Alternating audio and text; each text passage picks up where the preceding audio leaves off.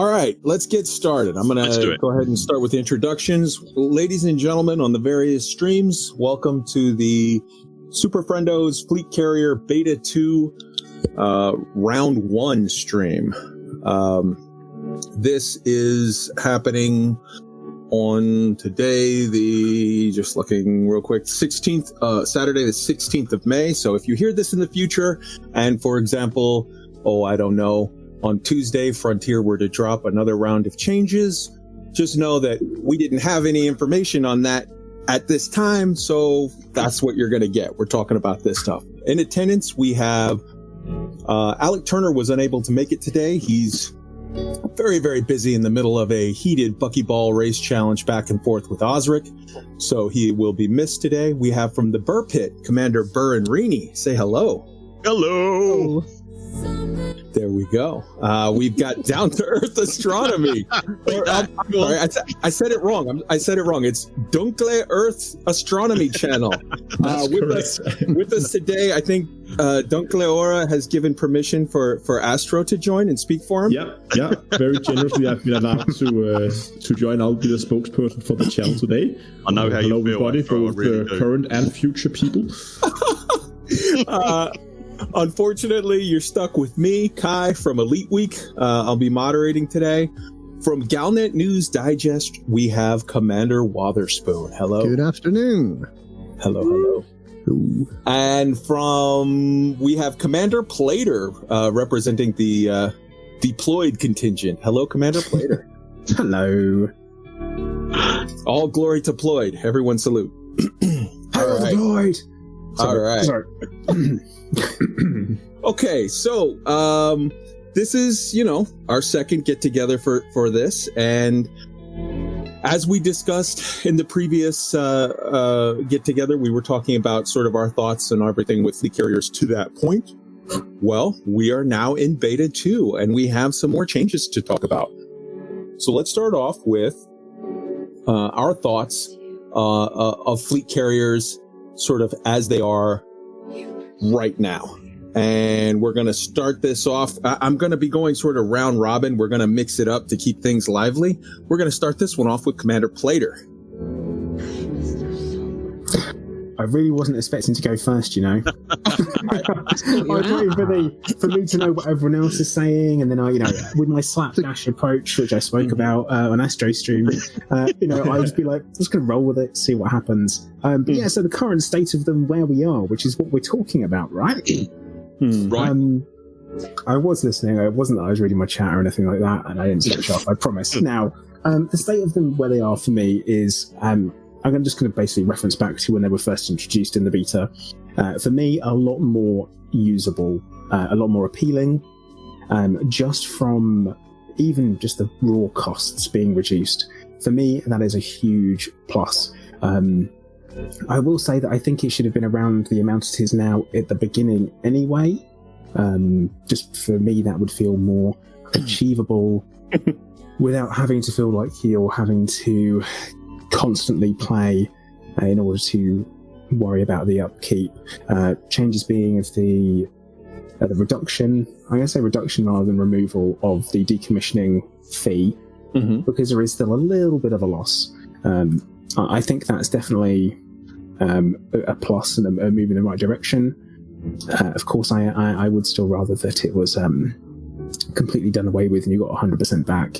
But you have to go into debt for it to happen, so it makes sense that you would have to pay your debt, and that would be taken off the value of the carrier, I guess. But everything else, there are some tweaks that need doing, but I figured that we would probably talk about that a little bit later on, rather than going straight in for the kill. Or at least, is that right? Are we going to do that? You doing that? Of course. Cool, because otherwise I'll just keep talking and talking and talking. So I'm going to tee up someone else. There you go. It's up. All right. Commander Buur. Yo. Oh, sorry. Buur, and more importantly, Commander Rheeney. Frankly, much more importantly, Commander Rheeney, to be brutally honest. Personally, right now, I'm generally speaking, I'm quite happy with where they are at the moment. It was without a shadow of a doubt, it was a bit of a rough start, as we discussed previously. But for the most part, aside from a couple of little wrinkles and obviously bugs notwithstanding, I'm pretty happy, and I'm ready to get my carrier on in the main game, please. Honestly, Okay. Right Right on. about you. Yeah, I haven't got a huge amount of thoughts on this round. I've got a few small thoughts, but yeah, with you on that. That I I just can't see you because there's a massive light between us. blinded by light. I'm ready to get them. I just want to get them going now, and it'd be nice to get a few bugs out. But Right they do on. seem a lot better this time around. Right on. Astro? I mean, but with the fear of sounding like a broken record, yes, I'm also pretty happy with the way fleet carriers are right now. If they launched in the state they are, I would be completely okay with that. Obviously, there is a few things here and there that I would like to see change. Some of them are things that I think I would really like to see that change, and I would be okay if it launched, but I would prefer if there was those things were changed. And then there's a long list of like the cherry on top kind of things, like extra small things where like this would be really cool or this would be really useful, but it's not a must-have. Oh, well, we're definitely going to get into that for sure. All right. So, Commander Wotherspoon. I believe a couple of people who play the game who can't actually afford fleet carriers. I'm one of them. I like to sort of peer through the misty windows and see what you guys are all up to with your. Effectively, you have space stations, mobile space stations, you guys, and that's something actually pretty impressive if you think about it. And as someone who doesn't have a fleet carrier, I've been this week as a passenger in Beta, traveling to Colonia. I got on a ship sort of a couple of days ago, fleet carrier. I'm now in Colonia. I needed to do absolutely nothing at all. If I'd stayed logged in, I would have passively acquired about a million credits of exploration data just by being on the ship. Wow. But I logged out, and so it's kind of like somebody else flies the ship for you. You can go to sleep, you can go and do something else, come back again, and hey, the one thing I would say though is that with the new sort of 15-minute cooldown, so the 5-minute cooldown and the 15-minute jump time, you really barely have enough time to get off and scan a system before you jump again, and you need to be back on board 5 minutes before the ship leaves. Otherwise, you get locked out. You get locked out, yes, and you get left behind somewhere. And if you have a short jump range ship, then you're in trouble.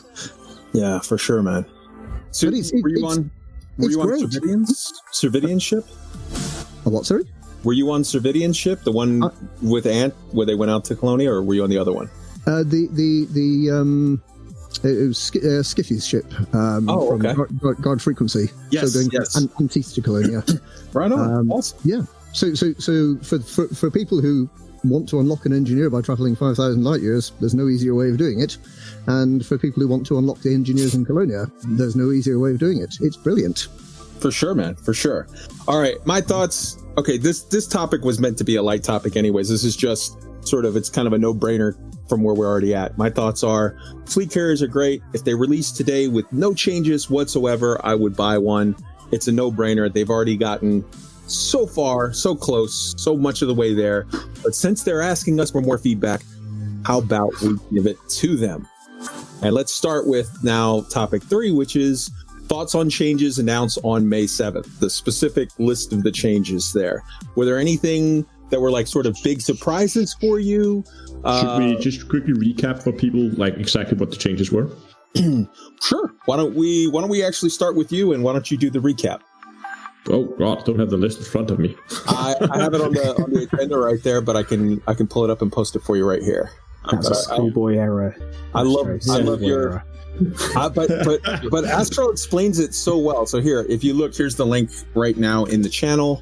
What it really meant was, could you remind me what the changes were? Yeah. Yes, we can quickly remind you what the changes were. So the changes were that announced on the 7th of May was the fleet carriers will have the UC added, the decommissioning changes to the fleet carriers with it being quote-unquote full priced on decommissioning, Probably come back to that in a second. The fact that module and ship storage are now available for the owner as a core service, and you will still have to purchase the shipyard and the outfitting in order to get that available for visitors. Tritium consumption has been cut in half, and then we have the beta blowout towards the end of the beta. All right, so let's start with you, Astro, since you're already on this. What are your thoughts on these changes? I mean, I really like the fact that they... it's a good compromise. Obviously, they didn't want to make the whole ship storage, module storage available to everyone. Though I would still like to see that being split up as 2 separate services.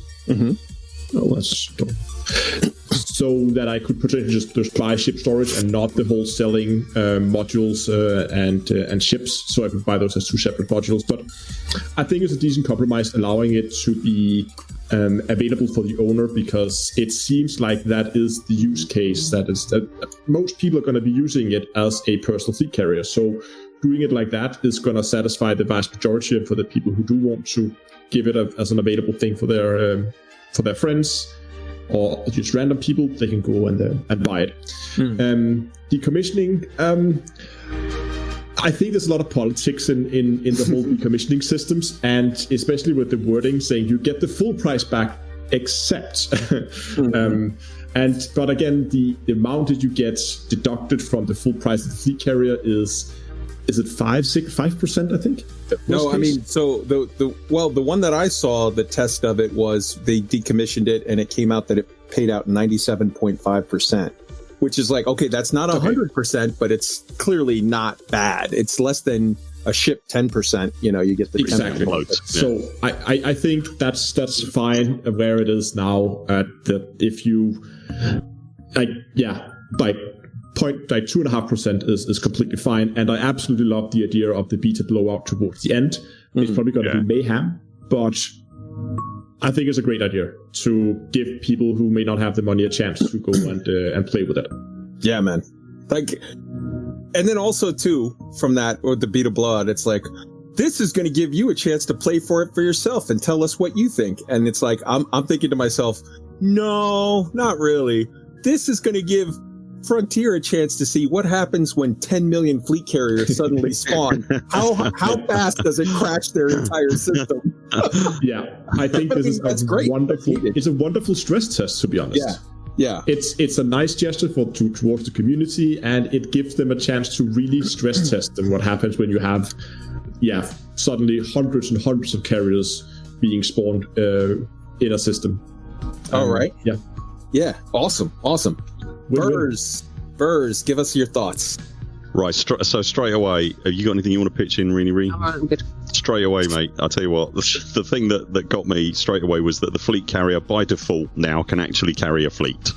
And I don't mean that to be overly sarcastic, but as the owner of the fleet carrier, you can now put your entire fleet on the thing right from the off. And purely from a completely selfish perspective, and I know a few people are happy about it anyway, but from a completely selfish perspective with what we do here, that's a game changer.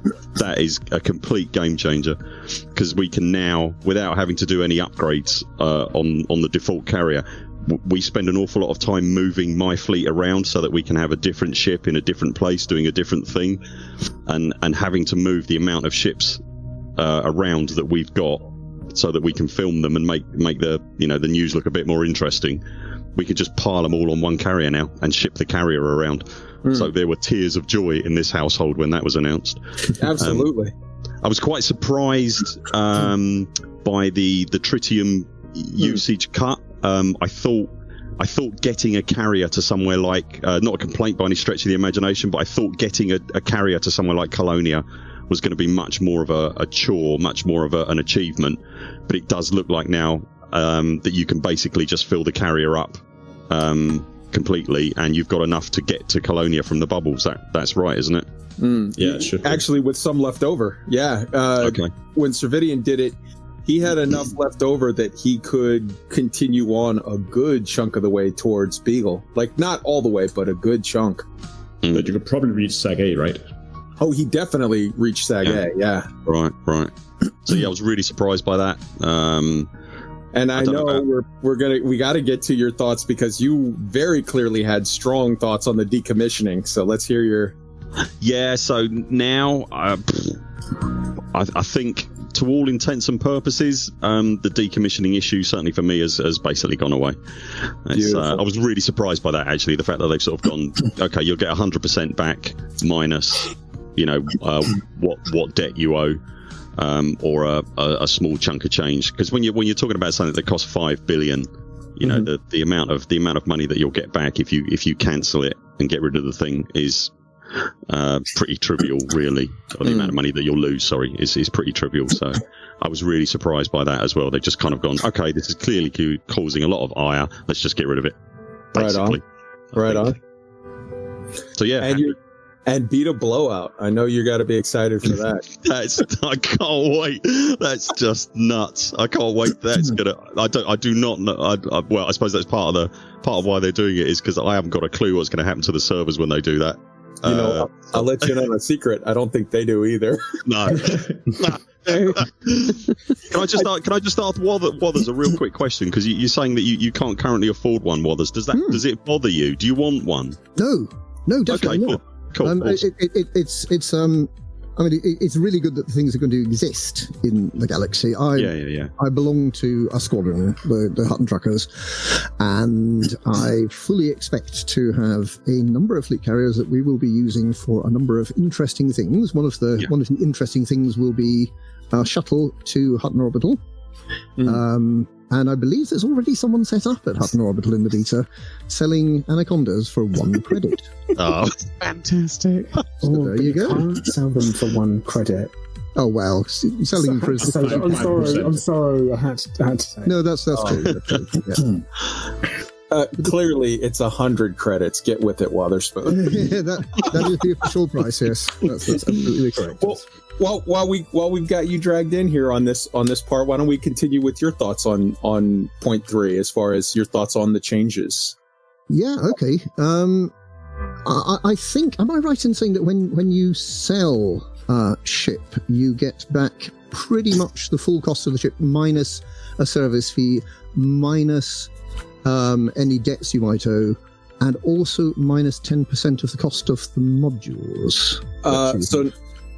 No, okay, sort of. So if you just decommission a ship that has a ton of services, as I understand it, you get screwed on the entire cost of those services. That's a dumb thing to do. But if you first turn back in those services, you get, I think, like 90% back on them.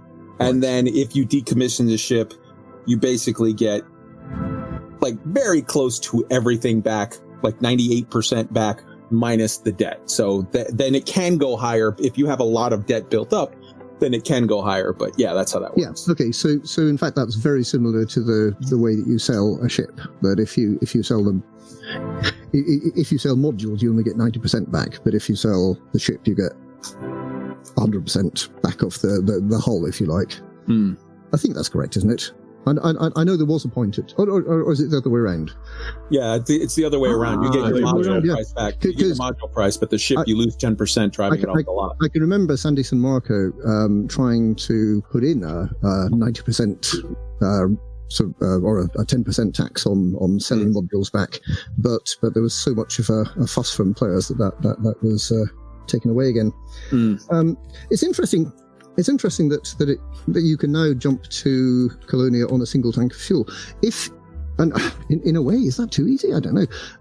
But even more interestingly, of course, if you keep the tritium in your Type 9, on board your Type 9, then that doesn't count against the mass of the ship. Correct. Which means that you actually get much more efficiency if you only fill up the fuel tank with as much as you need for each jump as you go. Well, and this would be an interesting thing for the Hutton Truckers. The Hutton Truckers could have 50 guys with a Type 9 parked on there with the with the fuel. So you could literally be operating as a, quote, almost empty fleet carrier and then bit by bit coordinate loading it into the tank. We certainly could do that. And of course, the capacity of a fleet carrier is infinite. Because as long as it's a load of different players going onto it, you can each bring your 750 tons or whatever it is you can fit in your ship. So yeah, you can. It is a space station. Space stations have multiple instances, so you can load an awful lot of stuff on there. Yes, you can. Yeah. So all this is really interesting. The one thing that was added that I thought was rather good was the ability to restock limpets, which I hadn't actually noticed wasn't there. But neither I realised it wasn't there. I think it's a good thing that you can, because out in the distance, out in the black somewhere, it's quite useful not to have to worry about your limpets anymore. It was there. 100%. Was it there? Yeah, it was in advanced maintenance. That's when we do it. Yeah, I think it's been there all the time, hasn't it? So I believe that what Wotherspoon is referring to, and I could be wrong, I think that it has always been there, but only if you buy the advanced maintenance modules. I think they made it such that you can get it now even without it. I saw a thing where people were basically saying, okay. I think they were just like, all right, look, we'll just give you limpets. That's the thing that we just don't want to hear your complaints about. Okay. I could be wrong. I think that that's the case. Perhaps I've only visited budget fleet carriers up till now. All right. So Plater, your thoughts on the list? Glad to see it. Everything on there is 100% things that should be on there. Can't complain with that. I do think the decommissioning is still a little bit fuzzy on details. It feels like it's not super clear the way it's explained, which I assume, well, once we know how it works, we'll know how it works, and that will be how it works, and that'll be fine. The fact you're not losing out on those ridiculous kind of tiered losses depending on how long you've had it and how far away it is, that's great. Definitely a fan of that one. The tritium being twice as efficient is again really good. That's going to obviously reduce the amount of time that people have to mine or have to mine to then afford tritium. So I think that's a good thing because it's going to allow explorers to actually get out there and explore rather than go and be miners somewhere else because they want to explore. I think that's kind of the real key things in my mind that stand out. I'm happy that we get the outfitting and the shipyard as owners from the offset. That probably should have been in there in the first place. I do feel like there's not a huge difference for you purchasing the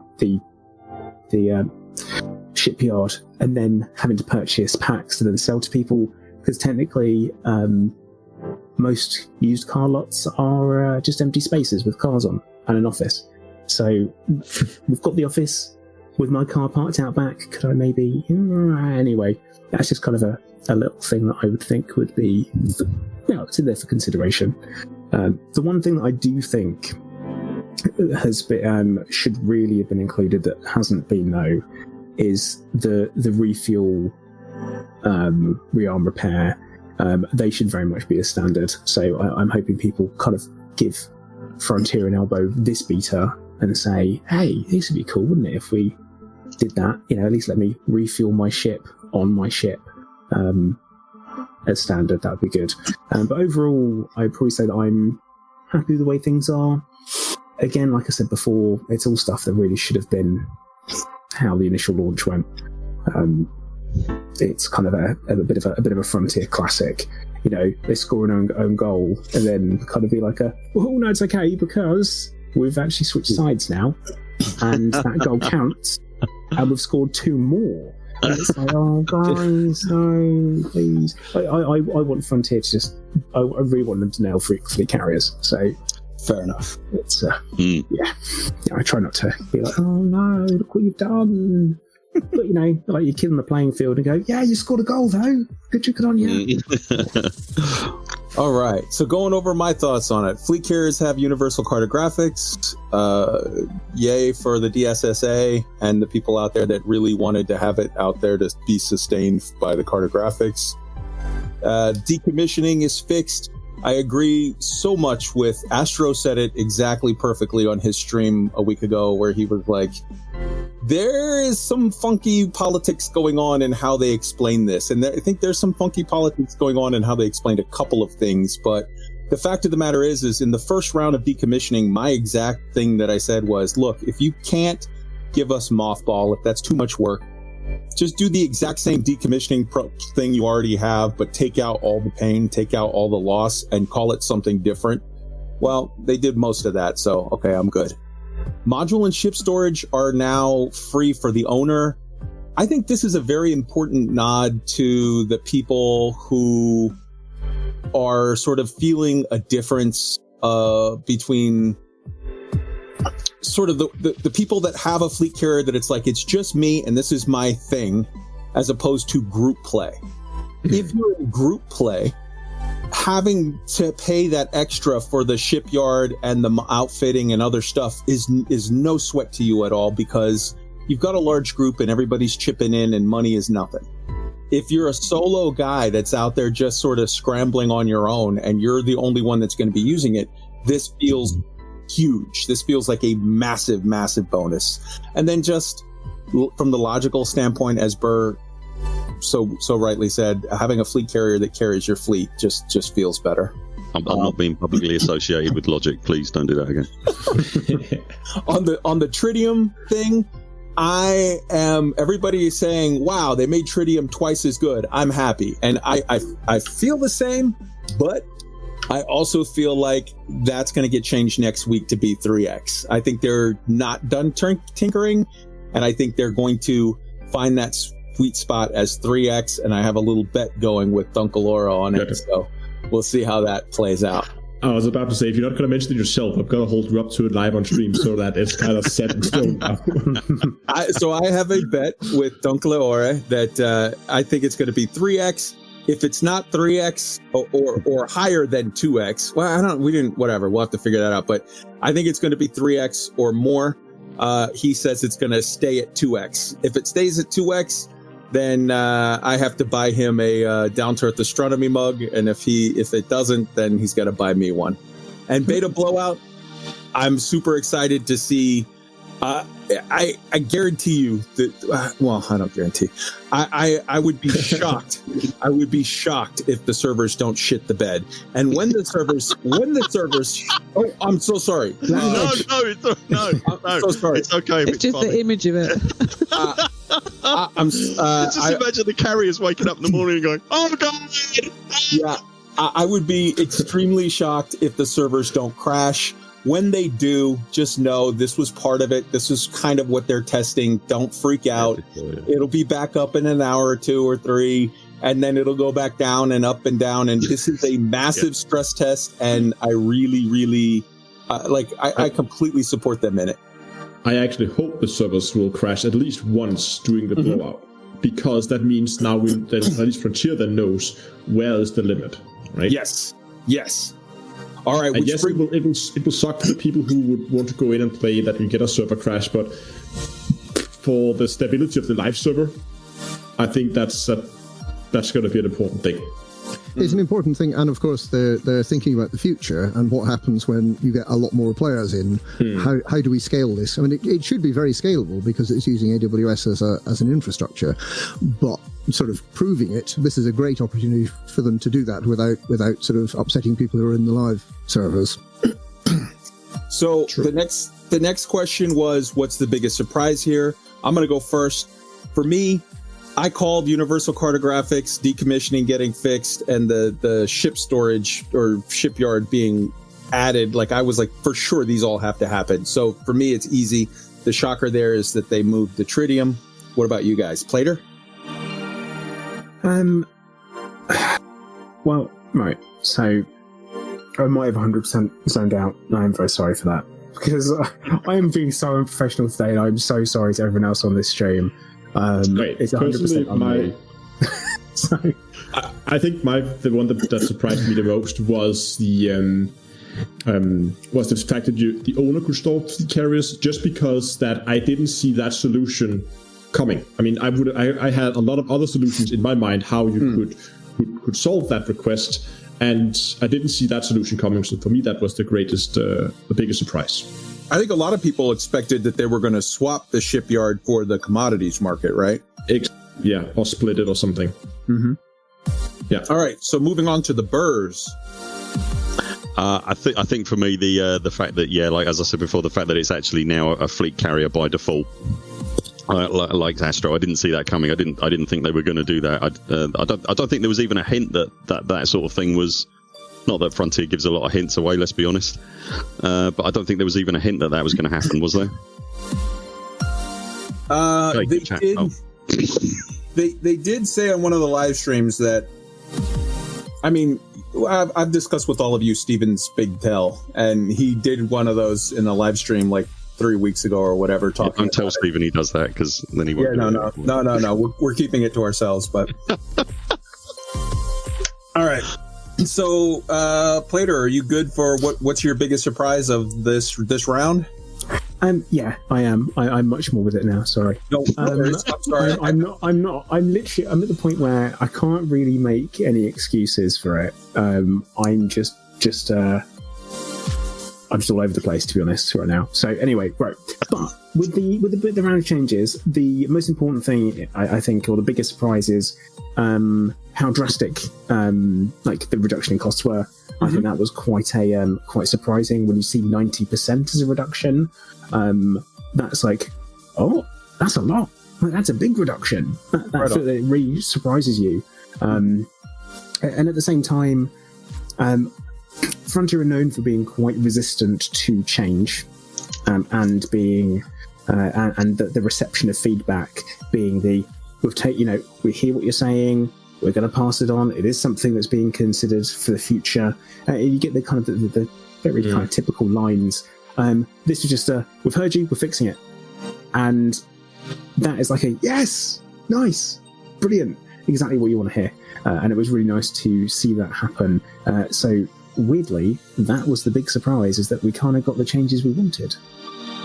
Right. Yeah, I suppose they were. Yeah, they were. That's a good point made. Yeah, it's a really good point. Yeah. Yeah, for sure, man. For sure. And Wotherspoon? Well, where do you mine tritium? From icy asteroids, icy rings, and you can get them subsurface deposits. Right. And what have they done with subsurface deposits? They have improved the subsurface displacement missile. So now you get 3 chunks of stuff coming out with each one of those. That was something I didn't expect to come out. I assume they're making it easier to get tritium. It also just possibly makes the subsurface displacement missile actually worth using, because it's a bit rubbish normally. Yeah. So it's a little bit less rubbish now. That's good. It always has been rubbish. Now, I'll be honest with you, I haven't even gone back to look yet. I'm going to, in the next, when this thing comes out, I'm going to spend some time playing with it and see, like, is this a viable thing now? Because it never has been before. Well, because it's one of the ways of getting tritium, I guess it's particularly useful for people who are going to be out in the black, because you can now get from the bubble to Colonia without having to refuel. It's probably less important for people who are hanging around sort of the southern half of the galaxy, but if you're going out to the extremes, then it's going to be useful to mine. For sure, 100%. So I'm noticing a lot of the questions that we've got coming up in the chat, and I think they're about to be happy because we're about to start getting into some of those issues. So let's start with point 5, which is stealth fixes. What changes have you noticed that were made but were not listed? Down to Earth, are you good to go first? I mean, it's not. There was. Are we talking strictly the whole beta or just beta 2? We could just take the whole beta. That's fine. I mean, the one that I think, and there's also been some questions regarding it, is I'm not sure if it's a stealth nerf, because it's just the whole re-rolling of all the hotspots is what I'm trying to get at. I'm not sure if I would call it a stealth nerf, because it is just, well, they introduced tritium, so they had to re-roll, but it was never clearly stated in any patches that they were going to re-roll the hotspots. It's just something that happened to show up. And I've seen also there's been a lot of discussions regarding the prices on materials, and I wouldn't worry too much about that, whether this is a potential nerf for prices for some stuff like low temps, because I think it's just the market that are acting up weirdly, but that would be nice to see some clarifications on that. Mm-hmm. Okay. So just real quick, I just want to jump in on your comment about the reroll of the hotspots. Just to clarify, this is from sort of a conversation that I had with Dr. K. Ross the other day. the way that it's not like they chose to re-roll the hotspots or whatever, but the way that the Stellar Forge works is you take a list of items, a list of the minerals, and say these exist in the universe at this rate, this percentage, this amount of this, amount of that.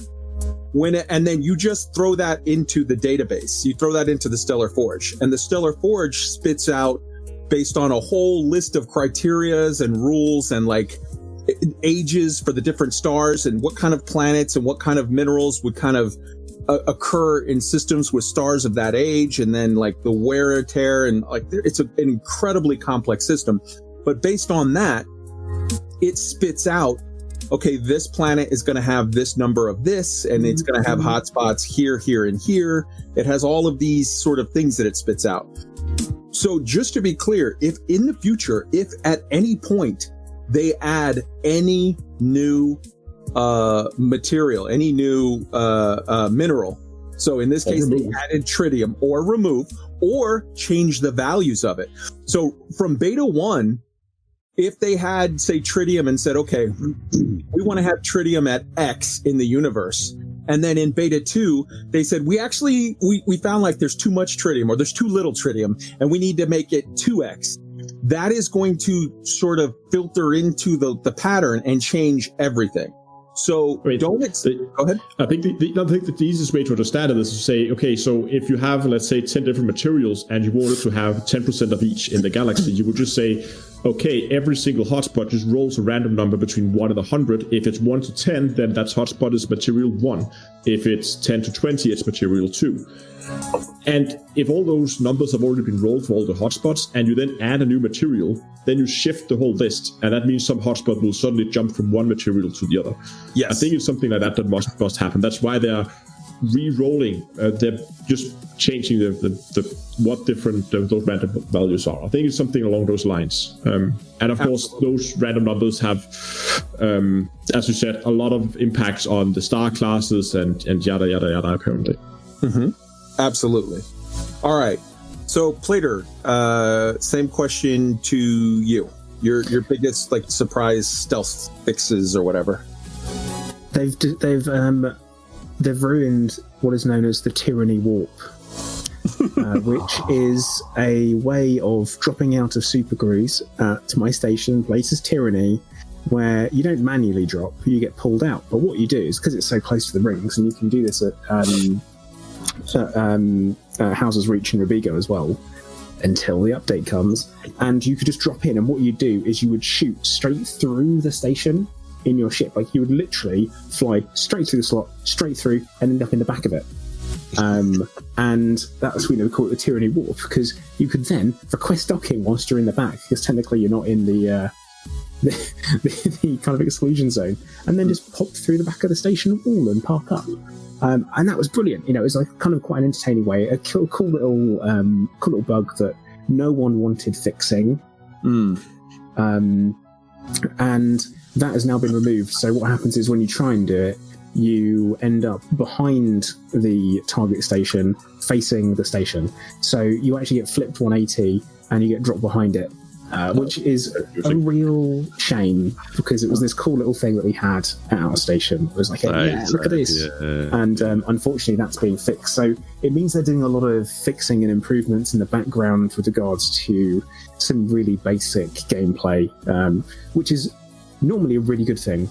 I just wish this wasn't included. But that's in there. And as Astro mentioned about the economy, it's impossible to say without people carrying out things as normal. But if you compare the galactic average of low temperature diamonds, and this is in-game, so not referring to Inara or EDDB, the amount is around about 10,000 lower in the beta versus the live. And it's important that I stress in the game, because if you look at it compared to Inara, it says it's 250,000 or 240,000, something around that range. That's because it doesn't necessarily take into consideration the same data. But in-game to in-game, it looks like there is a change somewhere, maybe, but we don't know without players affecting the market. So it's something to be aware of, I think. Something Just to a look quick for when comment. it goes live. Go ahead. Yeah, just a quick comment. I saw someone actually taking quite a fun screenshot where they took the same view of the galaxy map and where they have filtered to only show systems that were in Boom. And you could just see the number of systems in Boom on the live server were like tenfold more than on the beta server, which makes sense. Like they took the snapshot like 2 weeks before the server went live. There's 2 weeks of nothing happening, no interactions with the market. So there's not a lot of systems in Boom, and those systems that has Boom Civil Liberty, those are the ones driving the high prices. So seeing the lower prices is not uncommon. I think it's not. It wouldn't be surprising to see that behavior and the way the market works in the lead. That makes sense. Burr, your thoughts, or Burrs, your thoughts on that?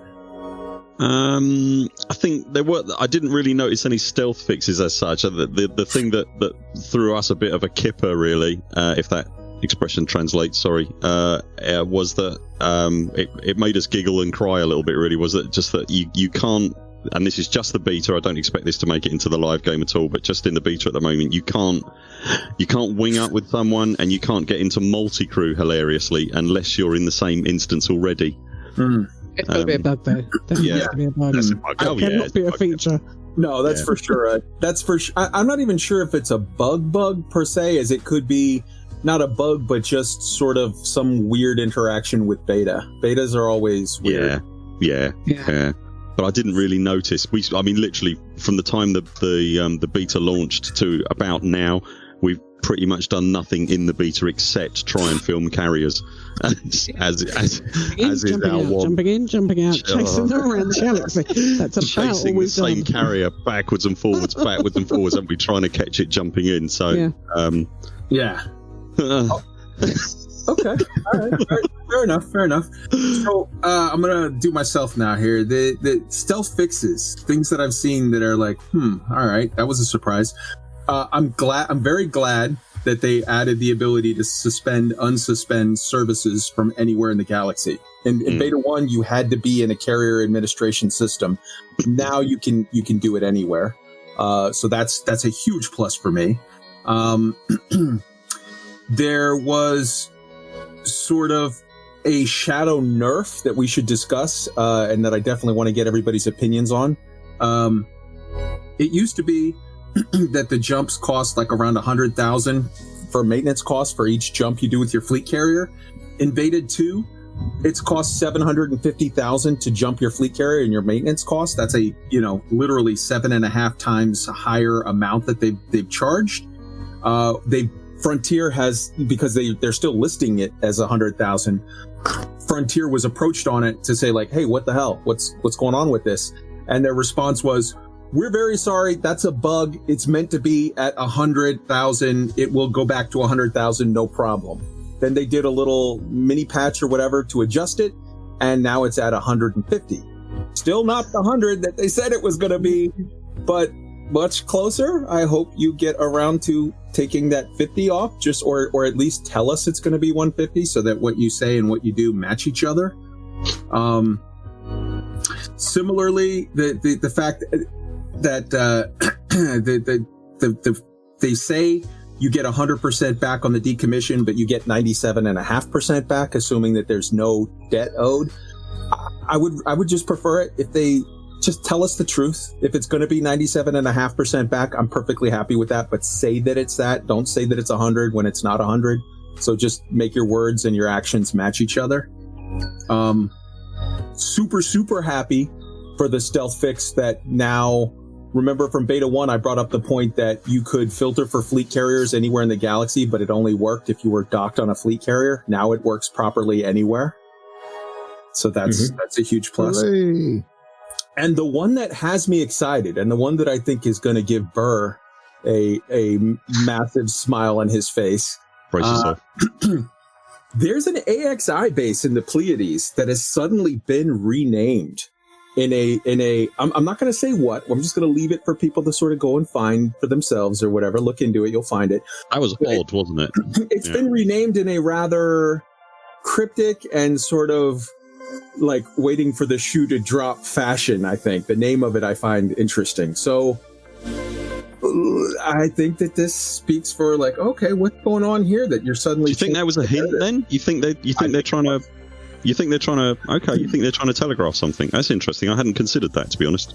But it wasn't listed anywhere, and they made a change, and it's like, what? Why would you change that? Just so they changed the name in the navigation panel, or they named it what it's named.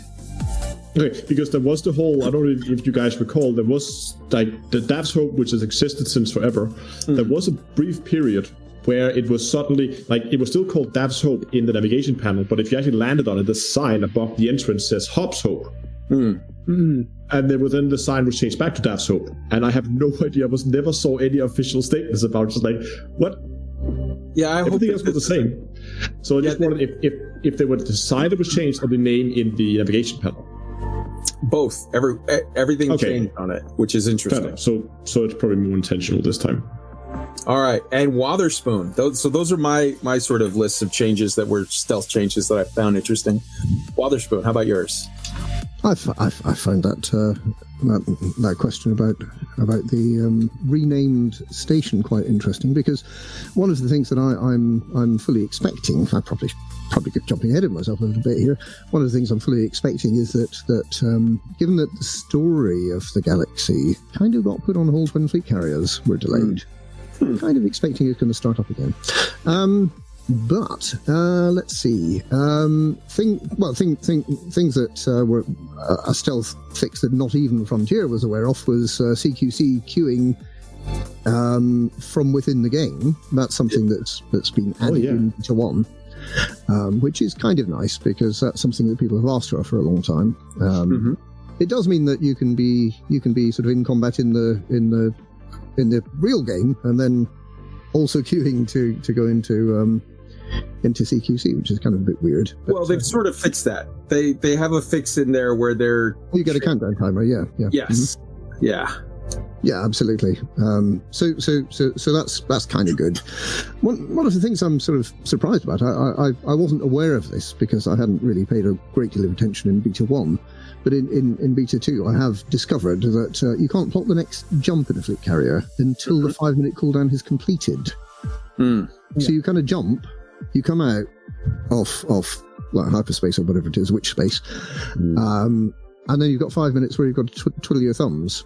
I guess you can be looking on the galaxy map, but you can't actually press the button to plot the route until 5 minutes has elapsed. Yeah, you would think you'd be able to lock onto the system. I understand the engines still need to spool up, but you would at least be able to say, here's where I'm going to go when the engines are ready. Yeah. There's probably a technical reason for that, and it might be that it's still waiting for the databases to replicate.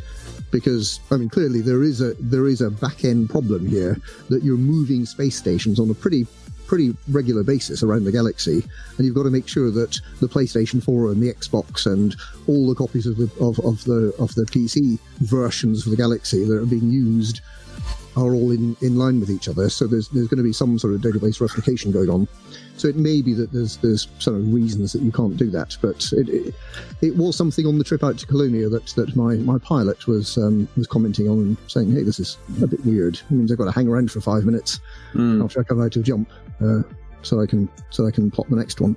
Which does mean you can't be 100% efficient. You can't jump every 20 minutes exactly. You've got to spend your time jumping, then you've got to spend about a minute plotting your next jump, and then you can start the next timer going.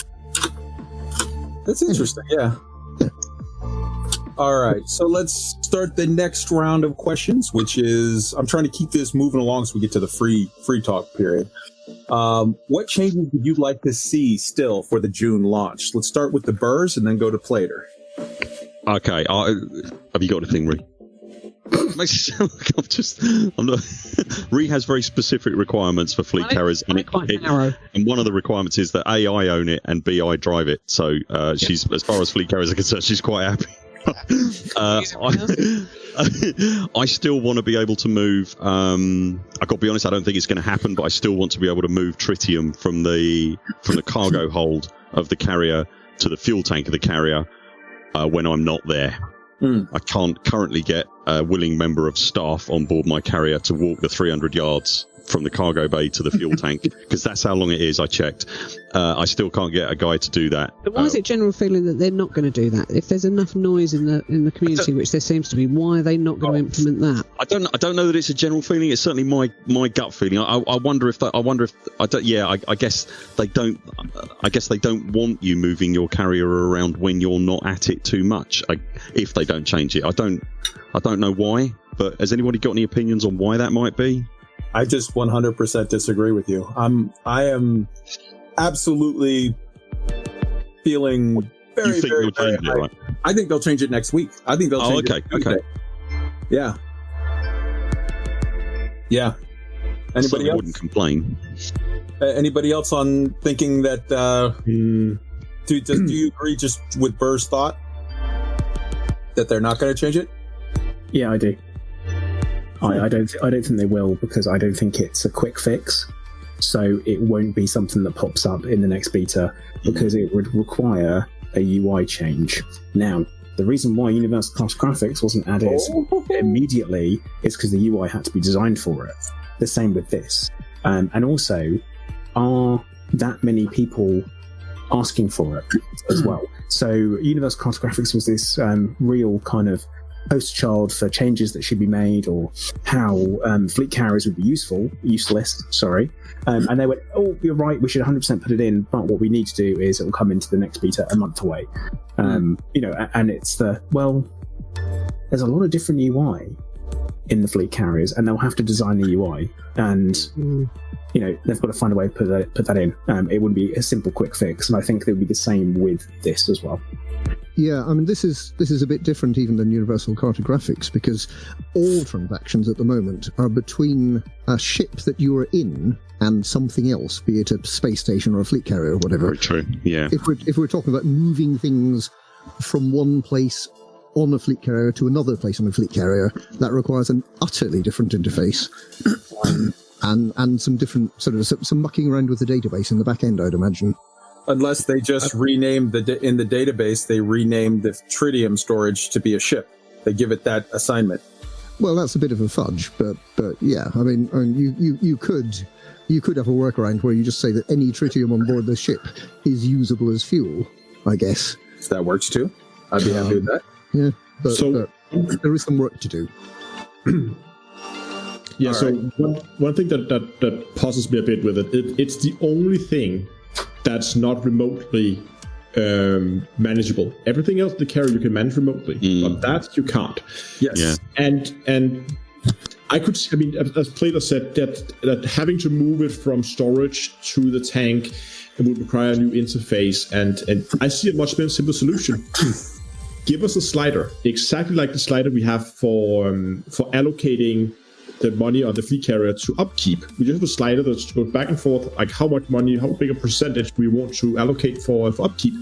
Give us a slider like that. How much do you want to allocate of your storage? Do you want to allocate for fuel? Right. So you just turn it into an internal bank, the same as the money kind of thing. Exactly. If I want to push that slider all the way to the right and have absolutely no storage on my fleet carrier, and all of it is just fuel tank, because I want to go to Colonia and Beagle Point and everywhere else, then let people do that. And just to have it had a minimum value, so you can't drag it lower than 1,000 or whatever they feel like it should be the minimum, if that's what they feel like. But just allow us to take that cargo, and that would solve the whole transferring fuel, because then you just put all your fuel into the tank and it's already there. Completely agree. I don't care. You can fix it multiple ways. You can fix it with Down to Earth Astronomy's suggestion. You can fix it with Wotherspoon's suggestion, or you could fix it with a third suggestion that I haven't even considered. But just fix it one of the ways for sure. All right, so we're up to Plater. Oh wait, Bird, was there any other things that you were looking for to change before launch, before June? No, I mean, aside from bugs being fixed, no, I don't think so. I'm quite happy with them, actually. I can't wait. Yeah. Right on. Plater? Individual ship purchase for stock and individual module purchase for stock would be nice, please. I just don't. It's a thing that puts me off buying ships to sell. I can't. For example, if I decided to do a Ploid exploration trip, and I'm like, right, I'm taking my carrier out. Either you've got people that will be like, oh, I'll bring my mining ship, and they'll just think of doing it anyway so that we can top up the tritium as we go. And there'll be people who'll be like, oh, I probably won't want to do that. And then I stream and people are like, oh, I don't have a mining ship though. I can have a stock of just what is needed to laser mine. Purely that and that only. And I'd be like, don't worry lads, I've got you back. Yes, there's 100% tariff on it. Sucks. But I would have that and people would be able to then join in or be like, they know exactly what's there. The same way if you were to set up a whatever the new double hotspot, triple hotspot will be for low temperature diamonds, and you're like, mining supplies for sale. People don't need to worry about transferring a ship or jumping down there in their Type 9. They'd literally just be able to stock up on what you have. And that, I feel like, is a real missed opportunity. Now, I'm aware that Yannick's had asked a question from Frontier, and he had some answers back from them as to why they've done that. And the answer for it is basically, people might forget, or people might do it wrong if they're doing individual modules. And I think it's a bit of a naff answer, just because we're managing something that costs 5 billion credits. We manage all of our ships individually. A lot of us have individual ships that are built for one purpose. And then a lot of us also have modules spread all throughout the galaxy so that we can jump a ship down and swap stuff over back and forth. I think we know what we're doing. So for these questions, for this round of questions on like, what do you want changed? We're all going to jump in with just jump in organically with, okay, Plater said this is what he wants changed. Everybody, your opinions on that. Mine up front on that is you didn't go far enough, Plater. Because even if you fix that issue that you just said, where buying things sort of as a bundle is crap. Even if you fix that process, the underlying structure of the mechanism is, I buy this at 100% MSRP and then try to sell it to other people for more. That's just dumb. Oh, I wasn't done yet. Oh yeah, sorry. Unfortunately, if I am buying modules in bulk, then I should be getting a discount so I can sell them on for a profit at 100% of the price. That's just crazy talk now. I become a retailer at that point. You can't tell me that you go to so I say Sainsbury's, which is a supermarket in the UK. You don't go there and buy a loaf of bread that they have then bought from Tesco, another supermarket, for the exact same price. You don't do that. Or why would you go to it and buy it at 200% of the price? Because I always set stuff at 100% extra. So why would you, go there and buy it for double when you could just go to the place and, Tesco in the first place? And I think that seems to be something that's missed. And we are buying directly from ship manufacturers. We're not buying from a station and saying, oh yeah, I'll just buy these and I'll take them with me. Like, oh yeah, I'll just do that. No, it's not what you do. You don't do your weekly shop and then pick up a few more things to then sell on. If you want to buy and sell in bulk, then you get a discount because you're buying directly. You're cutting out the middleman. Isn't there then a problem, though, that you could buy them at a discount and then use them yourself? Exactly. So you would effectively give all commanders who have fleet carrier a discount on all ships. Well, you say that, but then you'd buy them, but you'd have to buy them from yourself and I suppose you'd get the money back in a way. No, because if 100% was the, you buy them at a discount and then you sell them, but you have to sell them at a slightly higher price, for example, then it starts to mitigate that. But even still, I've had to spend 5 billion credits in the first place. I'm probably pretty savvy with my money, and there's plenty of examples of shop owners who will sell themselves stock minus VAT because that's acceptable. So there's plenty of examples of doing that. You can't tell me if someone owns a convenience store that they wouldn't, have some extra for themselves. Or even to make the point of saying, okay, if you're telling me that you think that I'm too dumb to do this right, and you give me the options of pre-packages, then make that an option, not a forced choice. So that I can choose to get your pre-package, or I can choose to stock exactly how I wish if I want to take the extra time and effort to think it through for myself. Yeah, I mean, why shouldn't there be both options? Sure. Well, it makes perfect sense. My parents owned a shop in the past, and they were able to pick exactly what they wanted to sell, down to the number of a particular individual product. At no point were they forced to buy something else as well that wouldn't necessarily sell. And I think that's kind of where I'm getting at with the module packaging and things like that. It just doesn't. It's almost there. I would like to see it broken down and let us just. You could even use the same UI. You could just be like, here are the tiers. Click what you want and increase the number of individual modules. And I know the answer that FDev said was, it's because we wouldn't want people to, load up and have everything on there. And then when you get there, it's the wrong size Olympic controller. So what you're saying is that Frontier is telling you to blaze the trail they tell you to. No, not saying that at all. I'm just saying that they think that there might be mistakes made that could be frustrating for people. You see, I think it's a mistake. I would quite like to take it a stage further, in a sense. That if Plater knows how to build chips properly and he knows what modules are required, why can't Plater sort of order the parts, build the chips, and actually sell a finished product with all grade A modules in it as a package? Here. To anyone who comes along to it, and that's proper premium added value, the sort of thing that you could sell the chip for a bit more for. See, I wouldn't want to do that personally. Even if I know what I'm doing, I always say that I'm not an expert. But if I go, say, if I want to make a roast dinner, for example, I will go and buy all the ingredients myself. I won't buy tray roast potatoes and do it. I won't buy a pre-roasted chicken. I will do it all myself. And that's not necessarily because I think I'll do it better. There are numerous occasions where I've burnt food. I'm just gonna not. I want to enjoy the process of doing it as well. I feel like for me, and this is just for me, that would be where I would lie. And at the same time,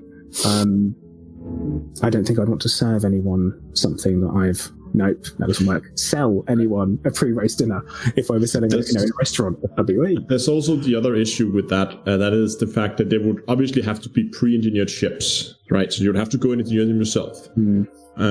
Otherwise, that would be that wouldn't be balanced. That's crossing a whole other line.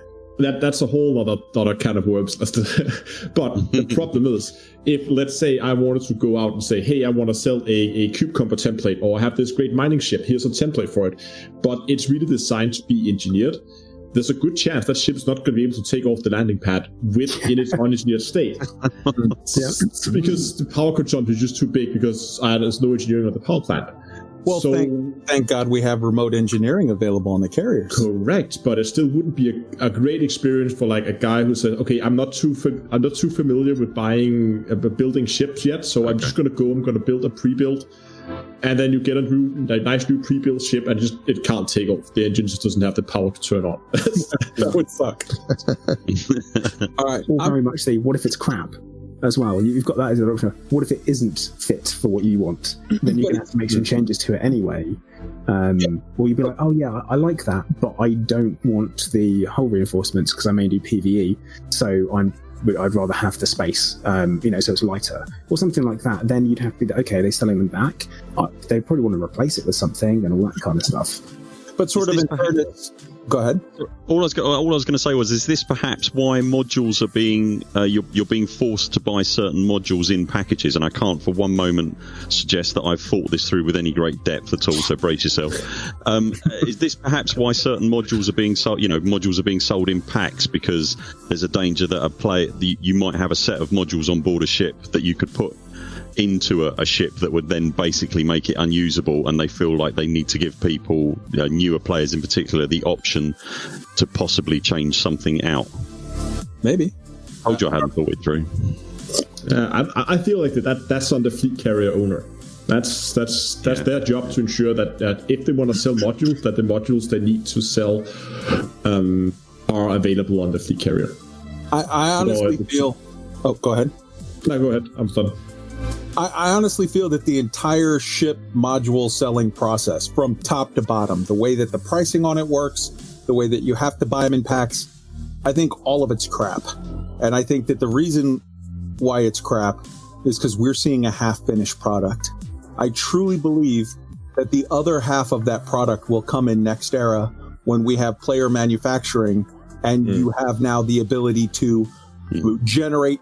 You can manufacture fuel scoops of exactly whatever the hell size you want and quality you want, and then sell them in the exact numbers that you want. And I think what we're seeing here is sort of a okay, we're going to throw this out as a placeholder. It's only going to take us, 6 months or maybe 9 months now to get to it, and then we'll have it. Then they'll see that it's good. Maybe I'm dumb, but that's what I'm thinking. But there could be another solution. I don't think sorry, Astra. I was just going to say I don't think you're miles off there, Kai, at all. Actually, go there could be another solution. Just do a lot more of what they've already done. If we look at the package system, one of the problems I see right now is, let's say I want that specific module because I want to allow people to build a specific build, but I'm now forced to take a whole range of similar modules, different classes and different qualities. But what if they just made a lot more packages so that I could get that module in, let's say, 10 different packages, and then maybe one of them was like here's a good package for so I could mix and match a little bit more, so there's a higher chance that I could find the packages I would need, where we get I will need maybe 80 or 60% of the modules in that pack. I mean, it would be a way to go. I would still definitely prefer to get individual modules, individual ships, instead of buying packs, but it could be another solution. Just put in a way more packs so you have more options. And then the last thing, sort of on the ship selling aspect, the number one, the pricing is off. Number two, being forced to buy packs is dumb.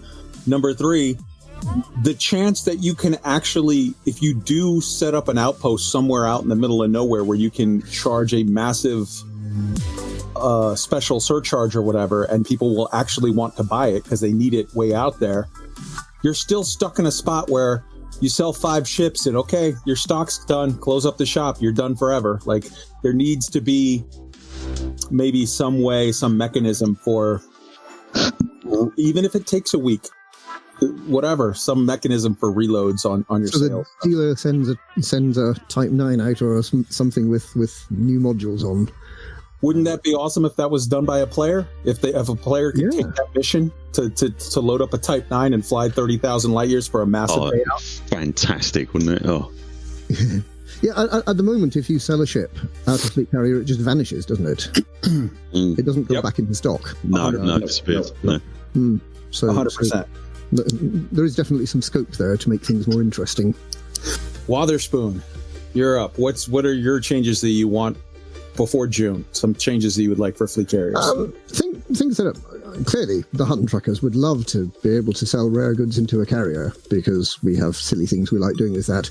Our attempts to persuade Frontier have so far fallen on deaf ears, because they still really feel that rare goods are something that you play with rare goods, you make a lot of money with rare goods when you're in a small to medium ship, and sort of stocking up 25,000 tons of Hutton mugs isn't really what they had in mind. So that's fair enough, I guess. It'd be nice. We'll still continue pestering them, but we may not get anywhere. I'm surprised nobody's mentioned yet the jump graphics. If you're outside a ship, you get this beautiful view of a ship disappearing. If you're on board, you get to see progress counter.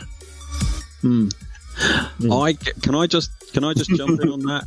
I know where you're you going. know what I'm going to say there. I love it.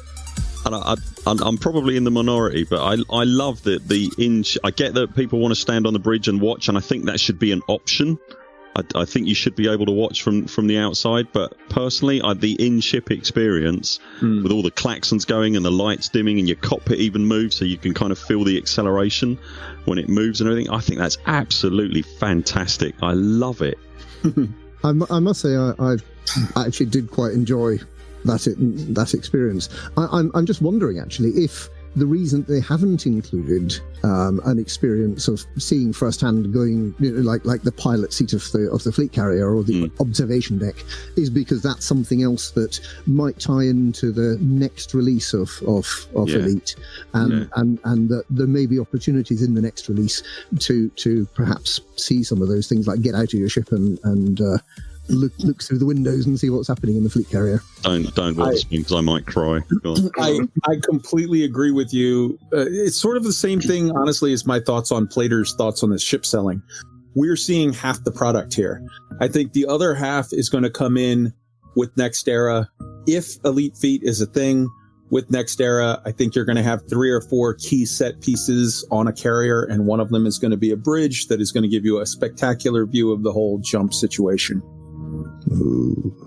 Because it's quite important that this is not the same as the jump you have in a normal ship. This is the inky black thing. This is like this is like a capital ship jump. It's the traditional thing with, kind of like, it's far more dramatic. You're ripping a hole in space time and the ship moves through that hole in space time. This could be very, very dramatic. I'm hoping so. Yeah, it's exciting. Down to Earth. Yes. Your thoughts. What do you want fixed with fleet carriers before June? The interface for setting prices and dumping cash. Oh my god! I love you. It had to be mentioned because the way it is right now, sitting with your finger glued to the plus sign for 15 minutes straight is not a good user experience. I'm sorry, but there are numerous ways that this could be solved. I can't for the life of me figure out why it hasn't been, why it is like it is.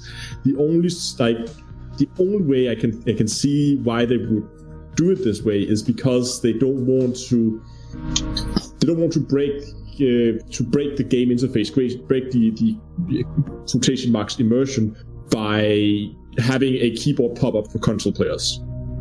So I saw this first mentioned in Plater's live stream.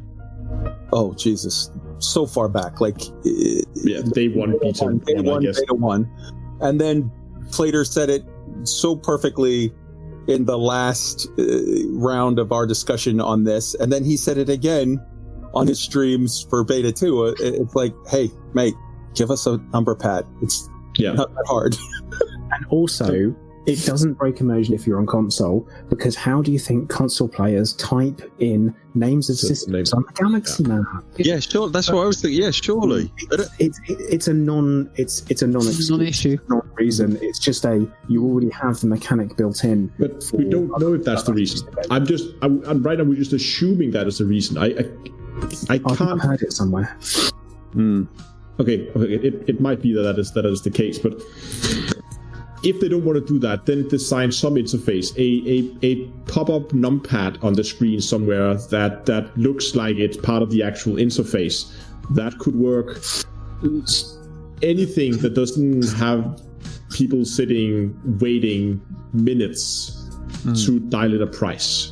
Yes. I mean, this reminds me, there's probably no one here who's ever seen it, but there was a comedy sketch made in Denmark that the Danish tax government now made this new app, and they made this, like, they clearly tried to come up with the most ridiculous user interface they could, like, as part of the comedy sketch, right? And one of the things were, when you have to type in how much money you've earned, how much tax you have to pay, it was like a swipe thing on your phone. This is equivalent bad user experience. So I really, really hope they're going to find a solution for that. As we briefly talked about it before the stream. If they don't, I'm going to write a piece of code that's basically like an auto clicker that's just going to sit and click up to a certain percentage. Yeah. I mean, we've all seen Commander Mgrams from AXI, the video that he did where he set it to like the nice little bossa nova music, and it's a 15-minute long of him just holding the plus button. It's like 15 minutes and 23 seconds or something. I talked about it with Bruce earlier in the week, and A, they have seen that exact video. They are well aware. And B, they are absolutely giving it attention. So fingers crossed. Look for good things. Look for good news soon. TM. Yeah, but you are absolutely right, Astro. That is one of the 3 biggies for me. All right. That's my biggest thing that I feel like that must change, because So it's not game breaking for the fleet carriers. It's just really, really annoying. Really, really annoying. Yeah. yeah. So two people already covered my two biggies. Two of my three. I had three biggies, three big things that I wanted fixed before the June launch. The first was move the fuel. Come on, that's just whatever. And yes, it's already all been said. The second was don't make me sit there for 15 minutes on the plus button. Fix that interface completely. And the third is, why am I paying a bridge crew millions of credits a week and they will only literally say, where do I go now, boss? And I say, one jump that way. And they say, okay, cool. And then I say, hey, you know what? Actually, I want you to just go to there. It's going to take 9 jumps. Hold on. Come back to me in 20 minutes and we'll talk. Like, that's just dumb. Like, if I tell my bridge crew that is getting paid millions of credits a week, hey, I want you to go to Colonia, and they say, I can't go that far. I can make one jump, and then after that, I'm going to need you to tell me, where are we going? And then one jump, and where are we going? You know what I'm going to do? I'm going to find that little button that says fire this person, and we'll see if the next guy can do a better job of it. But it's union rules. Sorry, Kai, it's a union thing. You know, they have to have their coffee break after every single jump. See, here's the thing. You guys are European, so like for you, unions are a much stronger idea. In America, they handle them like belter loaders. They just throw them out the airlock and say, who wants to join the new union? Nah, they pretty much do that here. All right. I got everyone down for question 6. So that brings us to question 7. No, I actually have one thing. Because it's actually quite interesting with the whole doing multiple jumps versus the whole fuel tank discussion we had earlier with if you could resize the fuel tank versus transferring in. Because resizing the fuel tank and also allowing to plot multiple jumps, I don't think we're going to see that, because I think what Frontier's afraid of is that you say, oh, I want to go to Colonia, I'm just going to increase my fuel tank to massive size, dump a bunch of fuel in there, click Colonia, go to bed, and see you next morning, or whatever, how much time it's going to take, right? So I think even if we were to see multiple jumps, we wouldn't be able to have a larger fuel tank, because then you would be able to do these massive auto flying routes. It would make the galaxy feel a lot smaller, I think. But if the fuel tank stayed the size it is, and you had to manually log in, transfer fuel, and plan the next jump, I mean, that means you could only do legs of 2,000-ish light years at a time that you could plot. You wouldn't be able to go all the way to Colonia, because you would have to jump in every 2,000 light years to refuel the tank. Does that make sense? I get where you're going at, but the whole concept of everything that they've talked about with fleet carriers, we're talking about how you can be on the other end of the galaxy and you could just give them through this remote instructions. You can tell them what to do and they'll do stuff, and they're persistent and they're always working even when you're asleep, and they're across every platform, and that's why you're paying them millions of credits. For me, all of that, you're saying they're fully functional and autonomous, which is why we're paying them all the money. In which case, it just seems odd for me that they're fully functional and autonomous. They can sell ships, they can buy goods, they can sell stolen goods, they can repair stuff, they can throw limpets out by the thousands, but they can't do what I tell them to when it comes to just these two very specific things: go somewhere and use gas. That, to me, the fact that they can do everything else, it's just incongruous. That, and I get, maybe you're saying, yeah, maybe they just don't want you to have that ability as a game mechanic. It doesn't feel right to me. What about if you could queue up sort of 5 jumps in advance rather than like a whole long journey? Would you be happier with that? Well, of course, it's a spectrum, and I mean, I've already stated, fleet carriers as they are now, I'm going to buy one. So this is just a spectrum, and anything on the spectrum, if you say, all right, do you want it to be able to do 50 jumps? Hell yes. Would you be happy with 25? Sure. Would you accept 10? Okay. If you only got 5, 5 is better than 1. So like -6, final offer. So Wait, did I just give back Louisiana? What's going on? No, but I mean, it's just a situation to me of it's a spectrum. I think it should be all the way over. But if they have legitimate feelings why they want to limit that spectrum, fine. But maybe I'm pushing for more on that spectrum. I really think Frontier's afraid that a galaxy is going to quote unquote shrink a lot if you allow people to just auto jump to Beagle Point if that's what they wanted to. I just go on vacation for a weekend or something. It's not an adventure anymore. No, exactly. They want you to play the game they have spent many, many hours making and putting lots of pretty things in. And it again comes the exploration thing. If the exploration is probably more about the journey than the destination. If anything, Distant Worlds and Distant Worlds 2 would have told us that it's more about the journey. People are going because other people are going, and they get some cool stuff along the way. And then when they get there, I've done it. That would disappear very quickly. You'd be like, right, cool, guys, we're going on an expedition. Everyone get on the ship. We'll be there tomorrow. Here's some sleeping pills. Don't look around. Yeah. But if you do that, you're not getting any exploration data on the way. You're not seeing the sites. You're not doing any of the stuff. So for me, I don't look at that as shrinking the world, because I look at that as like, well, you didn't do anything there. You literally you saw two systems. You saw the takeoff system and the ending system, but you didn't see anything in between. So I don't feel like it's shrinking the world. Like if we were in a situation where we had uncovered 70% of the galaxy, okay, yeah, I get it. But we've uncovered less than half of 1%.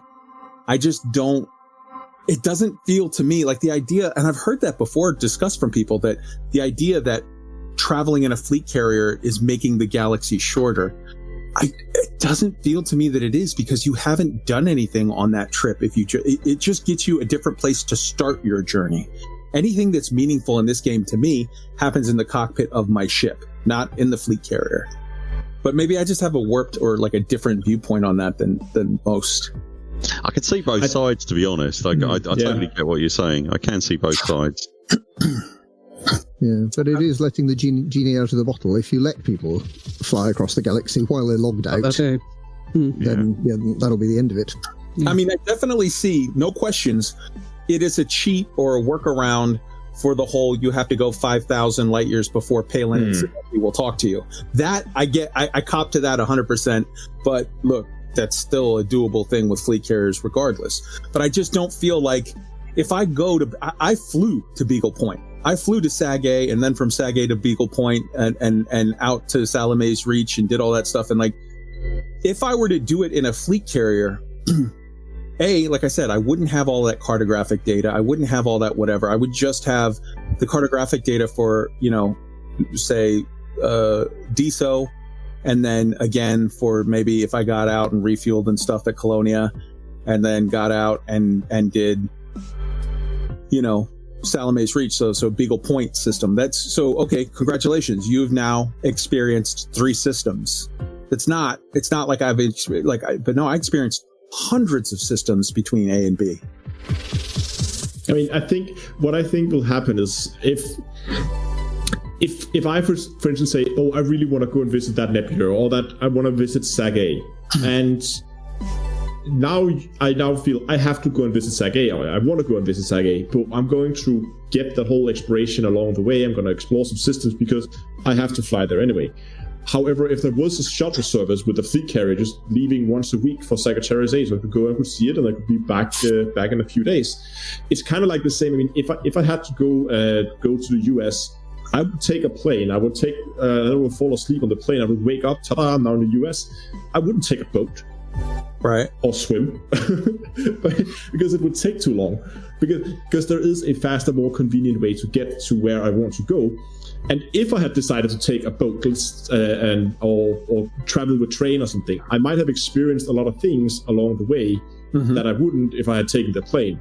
Or the plane. So I think that's kind of the thing Frontier is afraid of, that people are just going to go, hey, I really want to go and see that thing, so I'm just going to take whatever fleet carrier is going to take me there, see the thing, go back.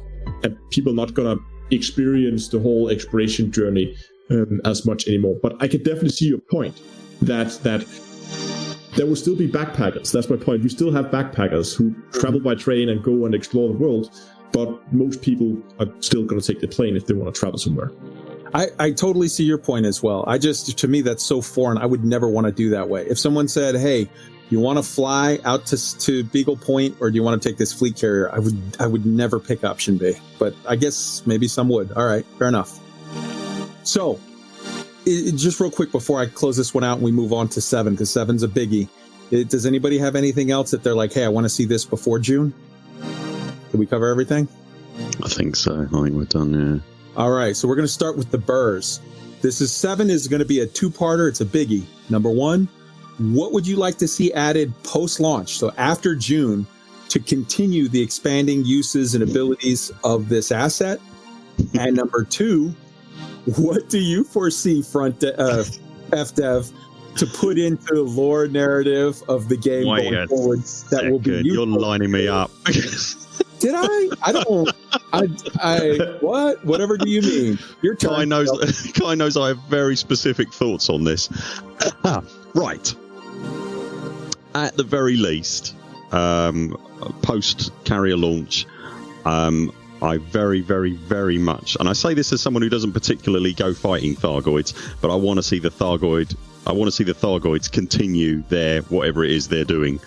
They've completely stopped where they are at the moment, and I firmly believe, and dear God, hope against hope, that one of the reasons we've got carriers now is that we're going to use them as a forward operating base to push into Thargoid space, finally. I was thinking, so we have... Sorry, I was thinking, so it's easier for us to run, but hey, each to their own. Yeah, hey, you say potato, didn't say I was going to fight them. Just you say potato, I say hand grenade, whatever. So yeah, I firmly believe is a thing that needs to happen, and I really, really, really hope that is what's going to happen. That at the very least, the Thargoids are gonna start up again and start being active and start pushing us out of areas we want to be in. And I really, really, really want carriers to be forward operating bases for a counter attack and for a move into Barnard's Loop. All right, so that's 7B. You've answered the hell out of that. 7A, have I? Was I not 7A. Meant to? No, you were. There were two parts, and okay. You've answered 7B. Let's hear your 7A. What do you want to see after June? Fleet carrier. What do you want added or changed to fleet carriers to add to their? God, there's a question. Small one. Go on, go. Mine's quite specific. Can we have it? I know we can't drive it, but can we align it somehow when it comes into a system? I know we're never going to have it, but I'd really like to actually be able to line my carrier up a bit nicer. They come in at the most awkward of angles. So you can get some nice lighting on it. So I can get some nice lighting. I'd really like to be able to tweak the angle it comes in. I know it's never going to happen, but that's what I'd like. Oh, I think there's no reason to think that couldn't happen. Just like under the management screen or whatever, when they add in the bridge, you have like a little gyroscope or whatever, and you can kind of align it however. Yeah, just line my gyroscope up on my bridge. I'd be quite happy then. Get the right lighting. That sounded a little... Never mind. All right. Yeah. Moving on. All right. Plater, you're up. 7A and B. Okay, cool. Well, A, for what I'd like added, I would like some more precise control over the carrier. There's a few things where I'm a little bit like, I wish I could do that instead. Some customizations would be nice too. Obviously, we're all speculating that what we've seen parked up in those carrier vendor systems are going to be what we're getting as the visual options, and they'll look like that, and we'll be able to use them, apply one of them. I'm hoping that it's a full-on kit bash scenario where we can just pick different sections, all built around that core landing pad. Just a little spoiler for you, Plater, you absolutely can. Tim slipped up and gave confirmation of that in the live stream a week ago. I'll link you the exact spot. But go ahead. Fired. Yeah, so that's kind of exactly what I would like, and I think that'd be quite nice. Plus, I better get a bloody gold paint job for it, otherwise I'm going to be livid. I need a gold carrier to go along with the gold Corvette. It has to be done. It has to be that way. The Ployd is only drenched in gold. That's his thing. So that would be lovely. As for kind of the B part of it, I'm going to, as no surprise, agree with Burr. And what? So, I know, weird, right? It's really a fun one. I would like to see a reason to have them actually jump places, right? Like that kind of like oh, dude, you need to get here because this is going down. That kind of that immediate thing. And as a BGS player, there is going to be plenty of that, but there's going to be no sense of urgency. There's going to be no kind of necessity as such for BGS because it's quite a small little bubble. But that jumping over to towards the Witchhead Nebula, Barnard's Leap, and being like, okay, cool, right, it's time to go and throw down. That would be good. That's something that I would be well and truly up for. Of course, there would need to be some tweaks with regards to Guardian weaponry being available on them and all that kind of stuff in there as well. But different varieties of carriers, different looks would be good, I guess. But yeah, I think that's the key kind of thoughts on that one. Okay. All right. So when you said, just to clarify a point, when you said there's some little things that I would like to have more control of, obviously you've already mentioned on this, the ship sales and the module sales aspect. Is there any other little sort of granular things that you want to sort of specifically call out that you would like to see more with? I would also like to be able to have the ability to buy and sell the same commodity and use what I'm buying as stock for what I'm selling. That would be lovely. That kind of, because otherwise it's extra micromanagement, and that's what I mean. I want a bit of automation built in, so I don't have to micromanage as much. Or I set it up, I do all of the micromanagement, and then we get to sit there and watch it do. So I think that's my kind of thoughts around that. Is that I want to kind of have a bit more. A little bit of tweaking, maybe have purple weapons and gold paint job, like I said, purple weapons, all about that. That'll happen. And let me use it in combat, why not? It'd be horrific. but then give me a reason to use it in combat, such as you drop into a hugely infested Thargoid system, and from the get-go, it's an absolute poo show. It literally, things are kicking off all over the place, and your carrier is keeping things at bay. If you want to get off, you can go and join in. I would love to see that as part of the Thargoid story. Plus, Thargoid motherships. Oh. There you go. All right. Awesome. Rheeney, you had something else on that. Actually, I've got two little ones that I'd like to add in just for me. Can we please have an option to change the operator's voice? Because it drives me nuts. I don't like it at all. So can we be able to change the voice that does all the announcements? Can we have some robot-y man? Little robot-y man it's a very small voice for a very big thing that's happening, and I don't think it just doesn't feel right. And also William Shatner. Yeah, I want Wotherspoon flying mine. I don't know about anyone else. or allow us to record our own. Yeah. I just want mine to have. I want mine to have the voice of Ployd. That just as soon as I jump into any system, it says ramming speed. If only we could actually do that. I would like to see. I would like to see some movement in normal space, not just the jumps, because it's got to have maneuvering thrusters, hasn't it? It's got to. Yeah. Can they sort of put some sort of engine stuff on the back of the engine so that when it moves, like mega ships, they've got something actually happening with the thrusters or trails, or making the engines look like they're actually doing something. There's no impact of charging up, whereas you get it with everything else in the game. So I'd like to see that as well. You know what I'm picturing as you say that, Rheeney? In season two, I think, two of The Expanse, when they spoilers for anyone. Wait, spoilers. Just anyone knows. Sorry. Oh, let's just mute for 5 seconds. Yeah. When and this isn't giving away any plot hole story. I'm just literally, when they fire up the big engines on the Nauvoo, just a massive burst of engine like that. Yeah, no story spoilers. Just talking about an engine on a big thing. Yeah. Definitely. Sorry. Speaking of which, my carrier's about to move. Sorry. Nice. See, it should be firing off its thrusters and trails and stuff, engines. Okay. All right, down to earth. You're up. So what do you want, A, after launch, and B, story-wise tied into that? Sorry, I just rubbed into a nav beacon that is sidewind. It just rammed itself on my ship. Allahu Akbar. Anyway, I have two things I would like to see added to fleet carriers. First of all, allowing the owner to set a motto of the day or message of the day kind of thing. Oh, God, yeah. Because if I'm planning to use mine as a very, very public carrier, where it might be doing different things, allowing me to maybe post jump schedules or something like that, where I could post a small message. I mean, there's already a nice spot for it right there in the center when you dock. Some small message.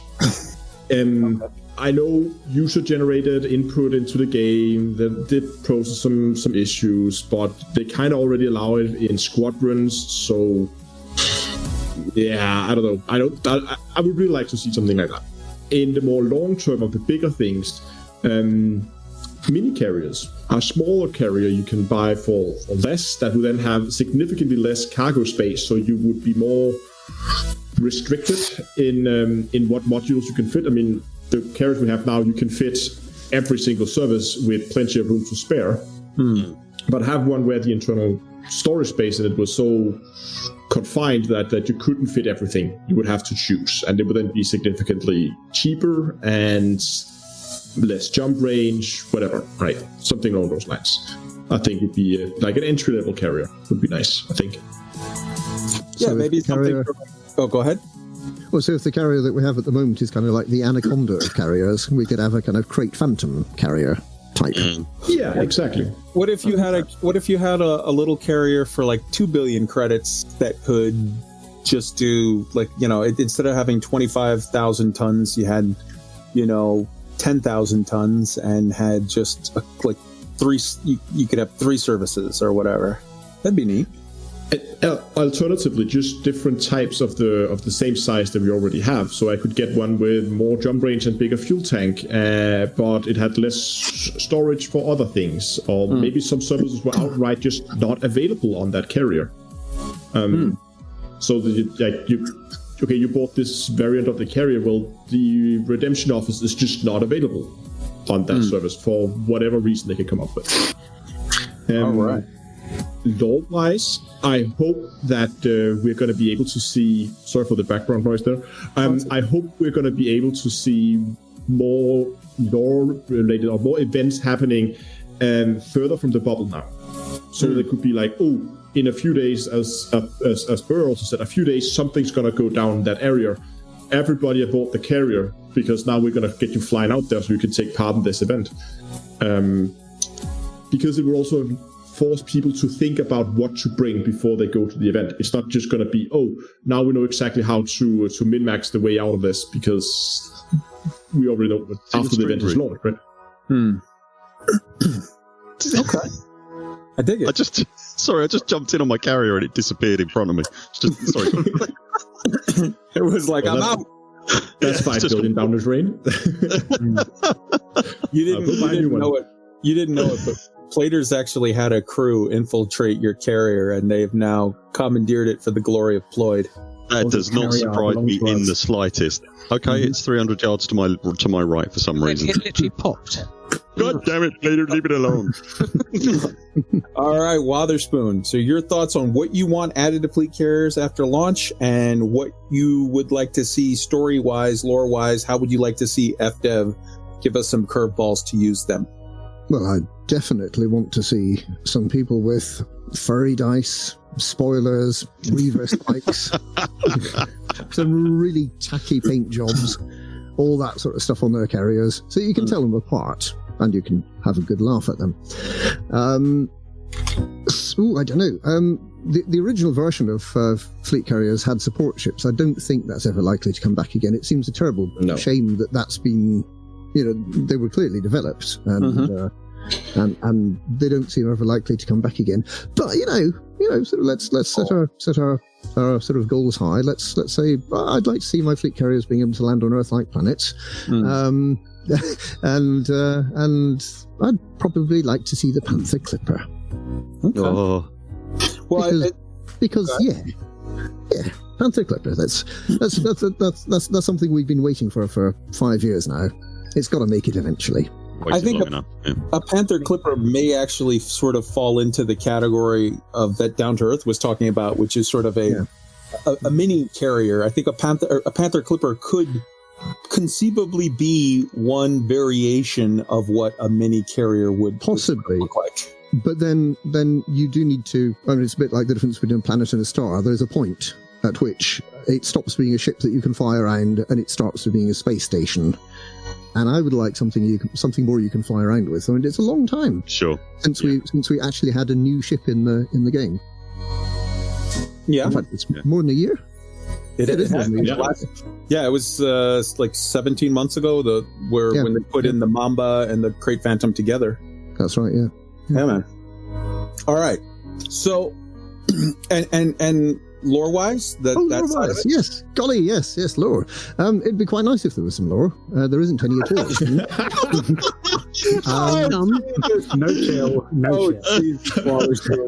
Oh my God. It's been, I don't know, sort of pretty much a year now that the Thargoids stopped doing their thing. The Guardians kind of stopped sort of giving us puzzles. Canon stopped getting things to solve.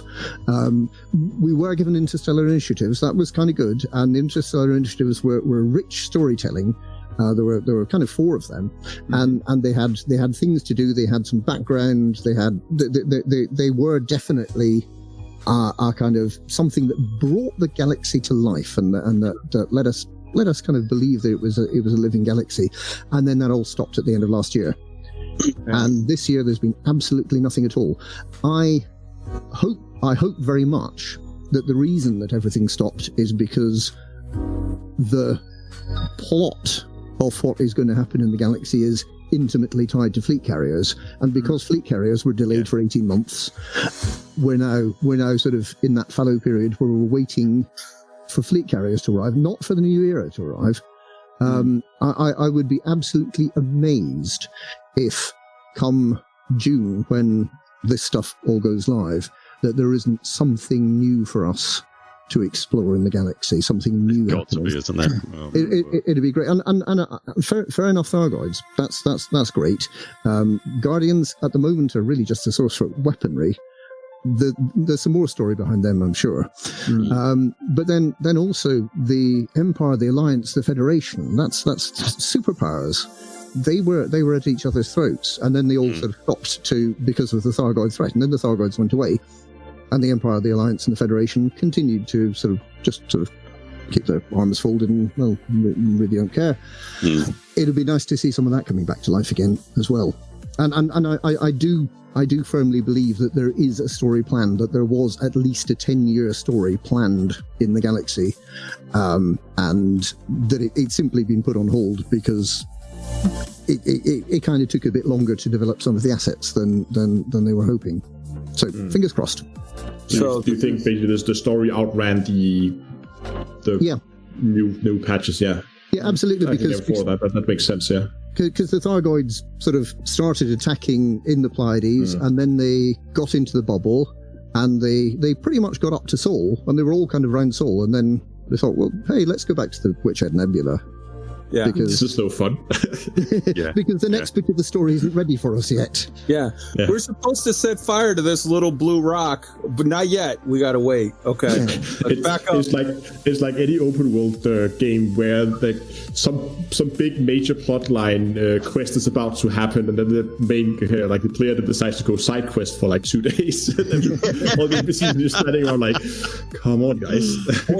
or also when you get those big MMOs like WoW or Final Fantasy 14 or whatever, where it's like you get to the point at the end of like, okay, we've got the expansion that comes out, and you rush to the end and it's like, okay, and now we've just killed the big baddie on his ice throne. And now we look over here and we see that the next one we have to fight is over that ridge. And then it's like cut to 2 years later when they're like, and now we're going to go over that ridge.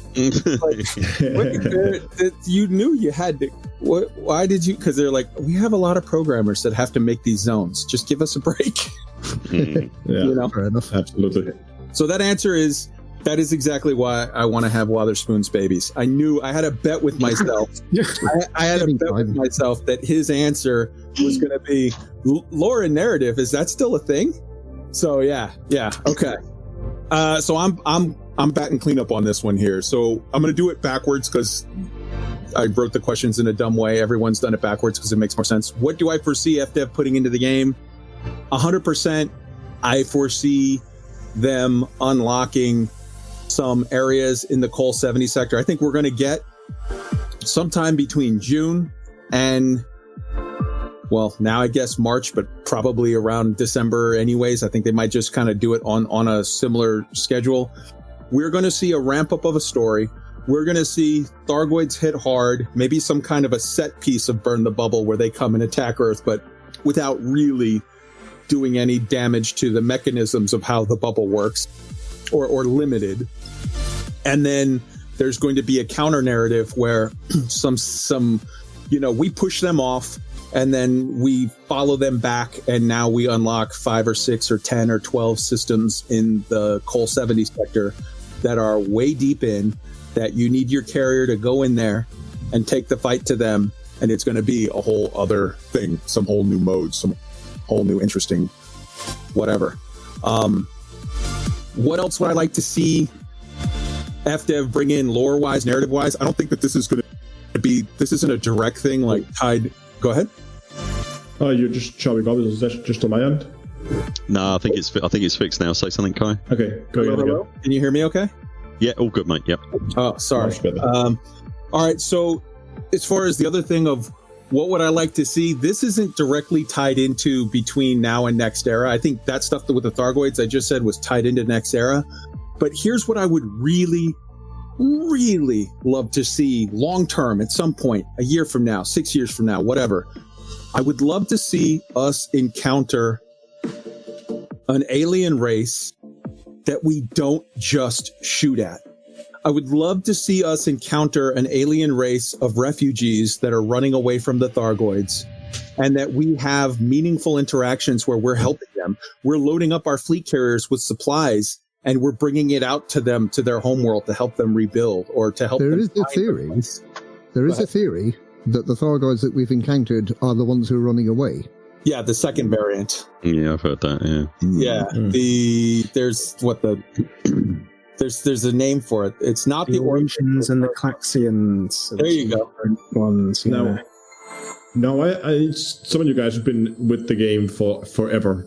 You have to help me refresh my memory. If I recall correctly, I'm pretty sure when Thargoids were announced that they would return, like years ago now, Frontier said that they would, the way they would act would depend on our actions. Yes. So, but I never really felt like we got as a community the option. I mean, at least me as a player, I never got the feeling that I had the option to go and do something else than shoot at them. There were shoot at them or do nothing.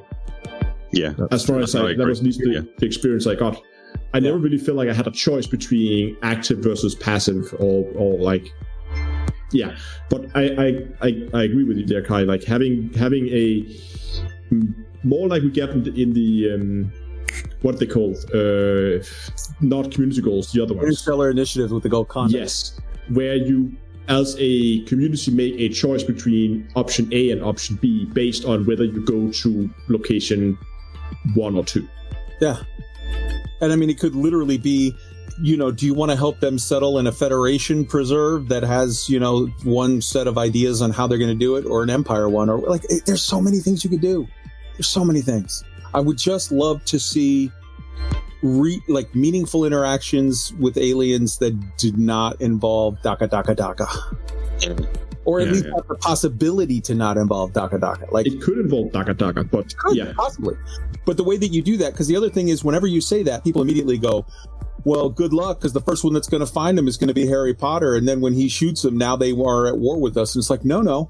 I can't tell you how many games, World of Warcraft, Final Fantasy, how many MMOs have it set up to where each person has their own personal reputation counter with a faction. Oh, for sure, yeah, absolutely. So, so I come across them and I'm a murdering jerk who just sets fire to them like crazy. They shoot me on sight.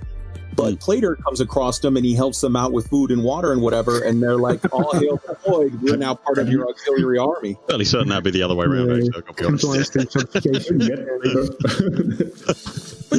But I'm just saying that is absolutely. Story-wise, that's what I would like. What do I want added to carriers themselves? Just as mechanics to make them better after June. Number one, I would very, very much like them to be a part of the ecosystem, like I said, of part of base building, manufacturing, whatever, to have a lot of interactions there where you can use a fleet carrier in combination with some aspects of bases and manufacturing, whatnot, to make a completely self-sufficient ecosystem. I would love to be able to just take Buur and Rheeney and Dunkalora and down to Earth Astronomy and Plater and Wotherspoon and say, hey guys, let's all go 30,000 light years that way. We're going to set up our own little hippie commune. We're going to have all our own stuff, and we don't need the Federation. We don't need the Empire. We don't need power play and all of that crap. We're going to make our own little hippie utopia where we sit around and smoke onion head and, write poetry or whatever it is hippies do. So this would be the way that the folks who went out to Colonia really imagined it would be, except that it won't be driven by anybody. It'll be the players who do it for themselves. It was Colonia was that dream utopia of like, we're not part of your political BS. And then Frontier came out and helped them by supporting them, by bringing the bubble to them, which killed the dream, in my opinion. Yeah, there is certainly an argument in that direction. That it's now too much like a small bubble rather than something different and unique. Yeah, so that's one thing I would really, really like, is the ability to have player-controlled ecosystem where you're self-sufficient and you don't need to be dependent on any of the other stuff. If you don't want to be, if you want to make your own country for no one, you could do that. That's the first thing. The second thing I would really love, and this is sort of piggybacking on Plater's statement, but also sort of with a different eye to it and a little bit piggybacking on what Down to Earth said, I would like more player controls over the carrier. When they first announced fleet carriers, it was a squadron asset. And then the forums were on fire with people crying because they're like, well, I'm not going to be able to get one then. And then they said, okay, we'll back off. We'll give you your own personal fleet carrier. Everybody gets one. Nobody gets left out. And I get that. I get that. And I actually dig that. I think that it's good that they're player owned so that everyone has the opportunity to get at one. But that sort of took away a lot of the key ideas of the original concept of the carriers. And I would like to still have player owned carriers, but to reintroduce some of those controls so that you can legitimately have a squadron carrier. And what I mean by that is roles assigned by the carrier owner. It's still going to be a carrier owner. So if you do the Plater deployed squadron or the deployed faction carrier or whatever, it's still going to be, it's owned by Plater. He's the actual, each person, each asset has to have a physical owner, a person that owns that asset. He still owns the asset. But if Plater wants to say, I'm going to have these 5 ranks on my carrier, and this rank, you're allowed to just land and do regular stuff like a squadron member. You have no special abilities. But this slightly higher rank, you can take a certain amount or you can contribute into the wallet and take out, but within like this limit. This rank, you're allowed to deposit or withdraw from the cargo hold, but only, like you have your own little walled off section of what's thrown in there. This higher rank, you can access all of the cargo hold. This higher rank, you can actually schedule and make jumps or do whatever, like sort of customizable, like what you have controls. In squadrons today. Correct. Customizable controls that will allow for, if someone wants to have a squadron fleet carrier, allow for that possibility. So the AXI guys or whoever, if Down to Earth Astronomy wants to set up some big thing for Terra X, and he's in the process of it, but he's busy at work or whatever, and Dunkelora is home and is available, he can text Dunkel and say, hey man, go set up this, go do whatever, and Dunkel can be like, I'm on it, boss, and go out and get it done. Like, I would love to see more granular controls on the back end that allow for, because I think the idea of a squadron carrier is a beautiful thing. And I think that you can still have one under the current system if you just make some more control widgets. Well, it's certainly true that the Frontier has been toying with that, because that's what they were originally going to do with fleet carriers. They were going to be squadron carriers. They've clearly come up against some problems, which might make it difficult. What those problems are, I don't know, but clearly from our perspective, there has to be some issues with having shared ownership of anything, because you need to somehow make sure that one of the owners, one of the people in charge, doesn't go rogue and kind of go off and sell the asset and keep all the proceeds. So there's some stuff to think through. It's definitely something that could be done. It just depends on how much efforts are going to be required to do it. So those along with sort of, I like very much the idea of I think it was Down to Earth had said that, like a message board, a message of the day or whatever. I would like some more customizability, and I would like to see added to the galaxy map when you filter, like, okay, what systems have a fleet carrier. I would like to be able to click on the galaxy map and it shows these two carriers are in that system. This one has a shipyard and outfitting, this one doesn't. Just so you know, like, hey, should I head that way? Oh, neither of these guys have repairs. Oh, this one's got universal cartographics. I'll go that way. Like, I would love to see, even, I understand that takes a lot of work as far as like, putting it in different languages or whatever, but you could do it with symbols. You could literally just do it with the symbols that sort of work for that. And that's it, man. Now does anybody have anything on that, what I just said? Because if not, we're into free talk, where we're just going to start going through and look through these questions that Tunkalara has been pulling out, or if you see any questions from your streams. I have one that's actually just popped up in stream chat, where people ask how we think fleet carriers will interact with the new expansion. And I know at least, Kai, that we've been talking about it, and I think it could be an interesting one to go over. I can start if you want to. Sure. And again, I know you have the same opinion, Kai, that the fleet carriers is a test bed for some of the stuff that they're going to add in the new expansion. We've just seen player-to-player trading with the market. They have been trying out a lot of new things with player-owned structures. All of a sudden, that's essentially what it is. And we've seen Frontier do this in the past. I mean, we saw before, for instance, before Thargoids were introduced into the game, we saw fighters being introduced into the game. So where they would test how does it work having a smaller ship being quote-unquote attached to a bigger ship, and then along comes Thargoids with their Thargon swarms. So I think this is going to be some kind of test bed where they're going to test out, not saying that we're just going to see fleet carriers without engines on surfaces or something like that, but it's probably going to be more like the idea of having player-owned structures. I think we're going to see a lot more of that if this turns out to be a success. That's at least my opinion on how fleet carriers will interact. It will more be a test bed for what's going to come. And for sure, stuff like, we've already seen the exploit that, they found where you can sell things and then just generate a massive wing bonus. And Frontier is already well aware of that, and they're going to fix that.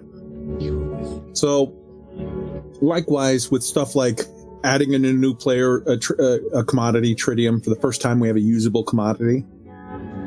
I think they're going to see how they do that and apply that to, okay, we're going to allow people to manufacture some stuff. See how people cheat with the commodity market and make crazy money in stupid ways. And then okay, we'll fix all those loopholes. And 6 months from now, we're ready to roll that out.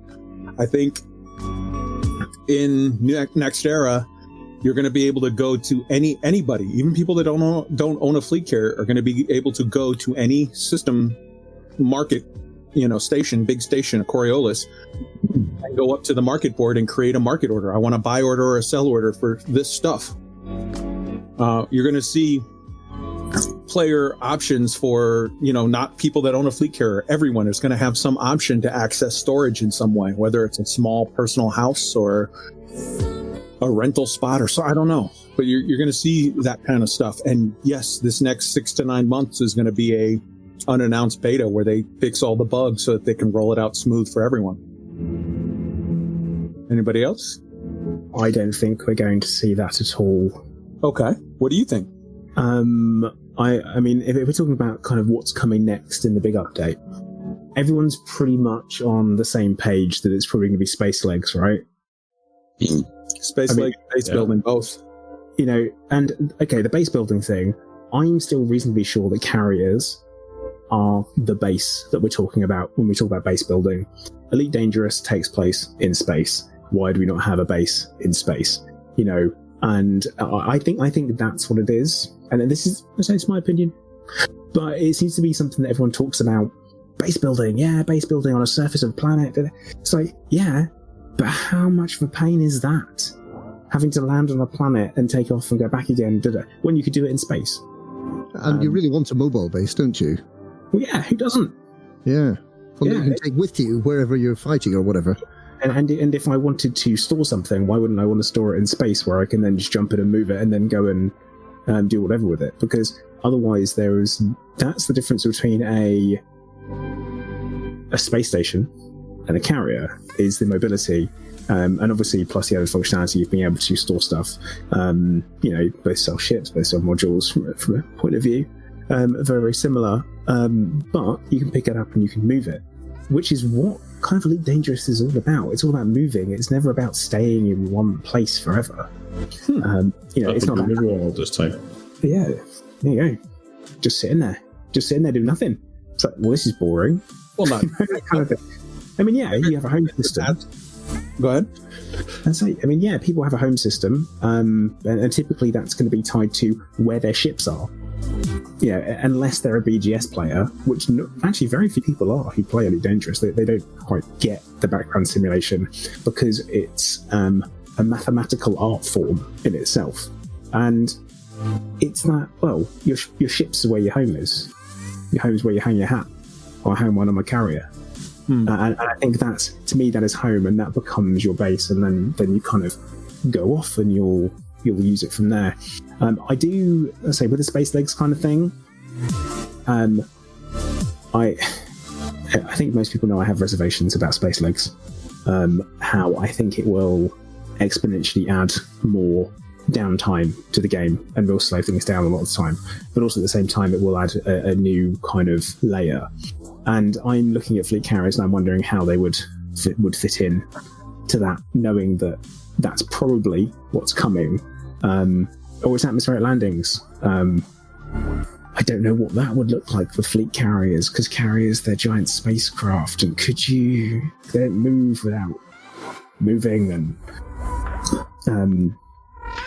I'm struggling with that. I struggle with that kind of, I could come up with loads of ideas, but it all sounds like Star Citizen or No Man's Sky, and that's what Elite Dangerous isn't. If that makes sense, it's this real kind of. It is a different game because the ships are the stars.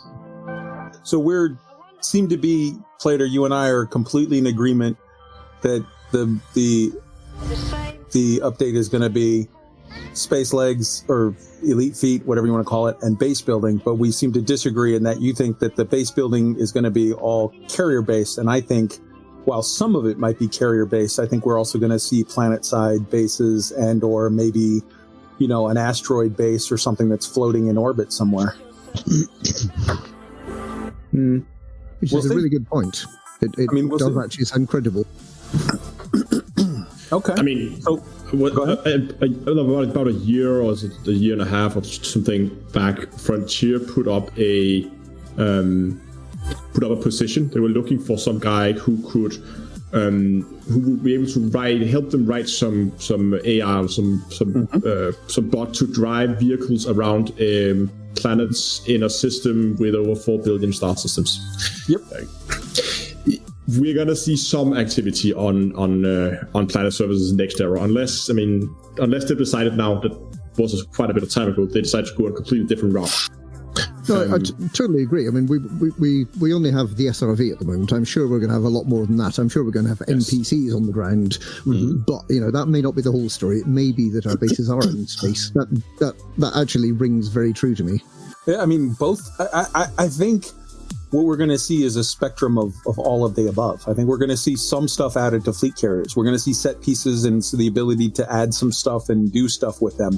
I think we're going to see likewise abilities on planet sides and abilities for small sort of a player owned sort of personal shoebox. And it's like, well, why would you want that doesn't go anywhere? And it's like, well, because it's tied to this asteroid ring where it's getting resources, or this planet where it's pulling, resources, or this place where it's manufacturing a thing. If you're mining, that would make sense. Yes, definitely. Or even for manufacturing. If you're manufacturing something, you're going to want it to be sort of plucked down close to the resource gathering site, so that it's like you gather the resources from A, you ship it over to B, you take that along with the blueprint to make product C. And one thing I wanted to kind of mention as well is with the idea of things being manufactured, and we're seeing player-to-player trading, but we're not seeing a player economy yet. The only way for us to have a player economy as such would be to completely ditch NPC markets, apart from bare essentials. So we're talking you need some hydrogen, or you need some scrap metal, bare essentials, where it's kind of think to World of Warcraft, right? Where you want to do enchanting, you have to buy the bits and bobs to make your enchanting rod before you go off and you do it. But then once you're doing it, that's it. Everything else is obtained from the world. You make it, you sell it to other players, or you yourself. And I would be okay with that. I would be okay for there to be okay, this is the stock that we have here. Stations suddenly get set with having stock levels of different stuff. Okay, you can buy it from them, but once you bought it from them, the only way for it to be replaced is for a player to then go and sell it, or fulfill a purchase order that the station have put up in the mission board. There you go, you do your mining, you take it back. That would be incredible to me. I'm totally up for that. How would that work with what we all have so far, with regards to what ships we have and all that kind of stuff? It'd be mad, incredible to see. I think a really interesting idea.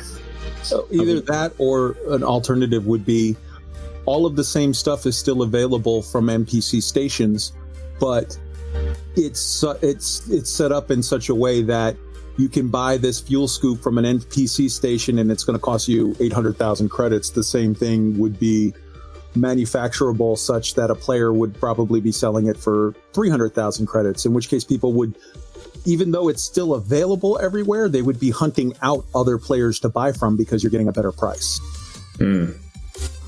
Or have a mixture where you have a small number of NPCs automatically restocking, but on a very slow schedule. So, if you want to do it in a sensible time, you get players to boost that. I mean, you have a certain amount of that in EVE already, where if you go inside of all of the trading in EVE pretty much happens, most of it happens at Jitta, but it's the stuff, if you buy stuff out in nullsec, you can get most things so much cheaper, because it's this is the spot where you go to, but it takes the effort to go out and find it where the players are sort of out there doing it. If you pay the premium if you want to go just buy it at the mall. So I'm seeing here a question: when will this release for PS4? So if you're talking about the fleet carrier expansion itself or update itself, it is not listed yet exactly when, other than to say sometime in June. So so my guess is it's going to be June, the second Tuesday, which is June. Let me just look to make sure. The thing that I've been saying is I think it's going to be June the 16th. I wouldn't be shocked if it's the 23rd, but I think it's going to be towards the end of June, because so far they've been doing like they're fixing all the major stuff. Like they've tweaked upkeep, they've added some things here and there, UC and all that stuff. Now comes the sit and polish out all the small bugs.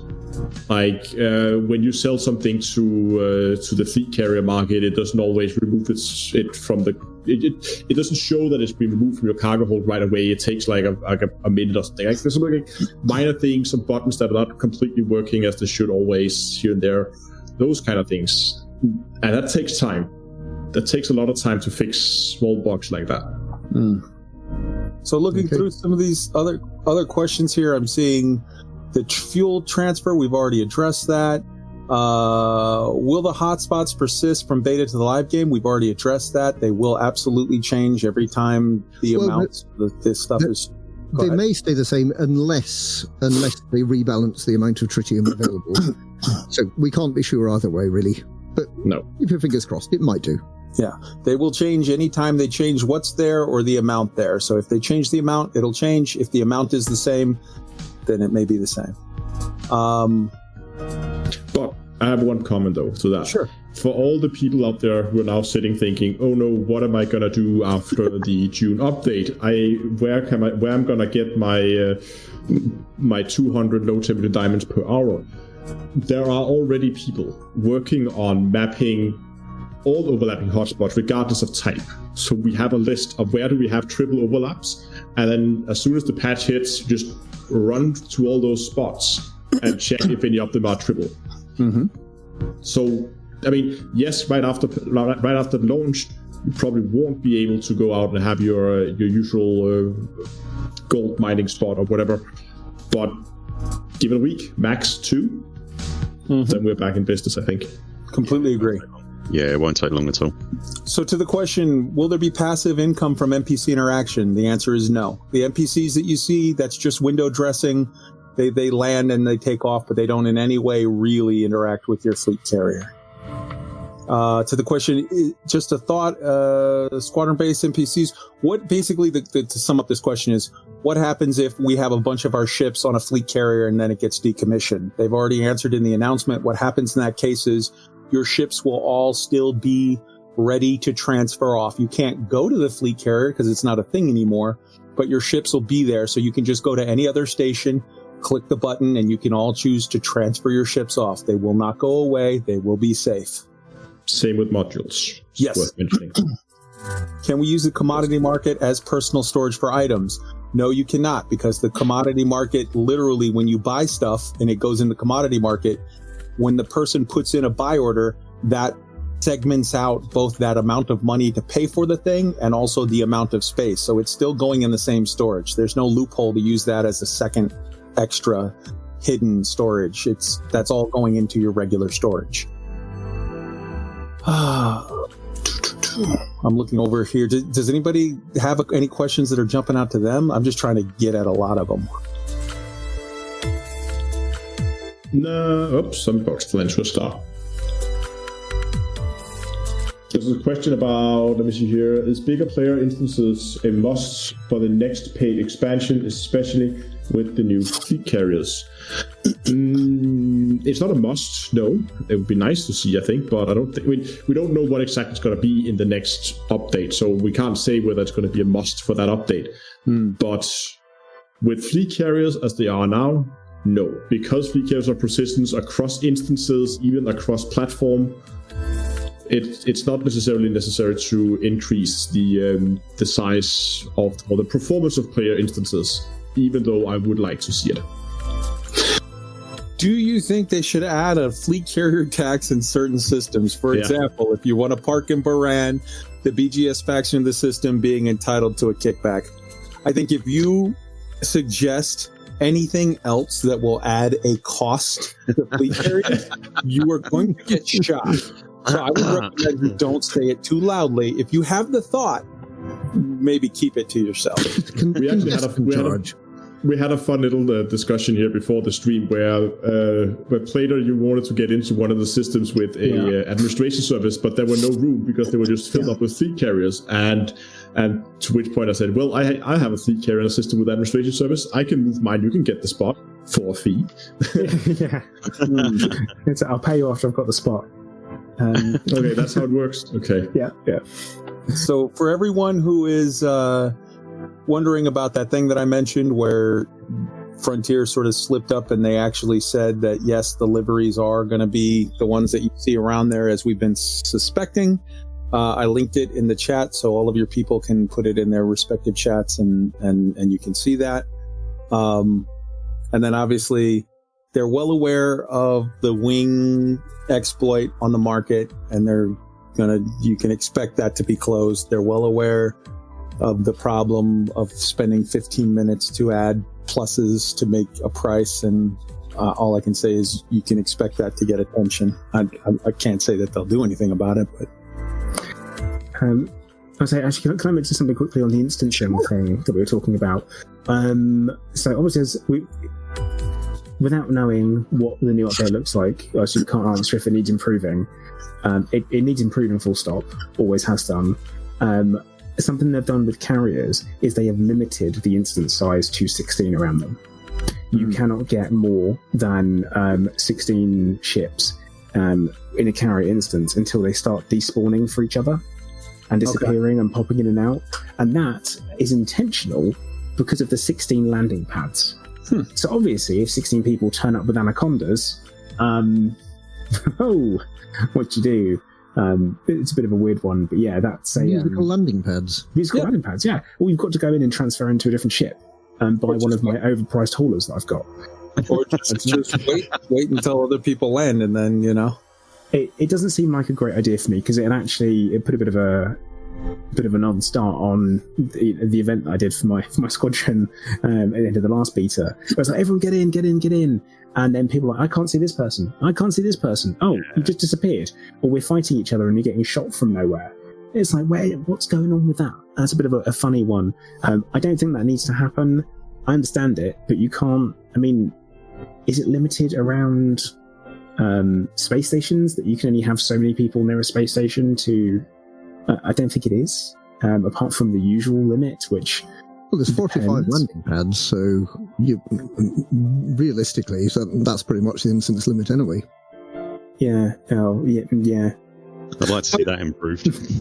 But just looking at that for a moment, like, it doesn't seem like... I'm wondering what the problem is with that. Like, if you say, okay, I want to get everybody get in, and you've got 300 ploiders that are looking to get in, they can all just get in under different instances. You make the jump, you get out, and then you sort out who's what and try to instance them together after you get away from the carrier, right?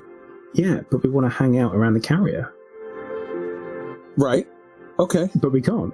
And that was the issue with what we were doing last time, is that it was the case of, right, I'm selling sidewinders with limited modules, everyone get involved, buy your modules, get kitted out, you snooze, you lose, you may end up with absolute crap. Then we're going to go just outside of the no-fire zone, and then we're going to start blowing each other up. And we'll respawn on the carrier, and then we'll get back involved.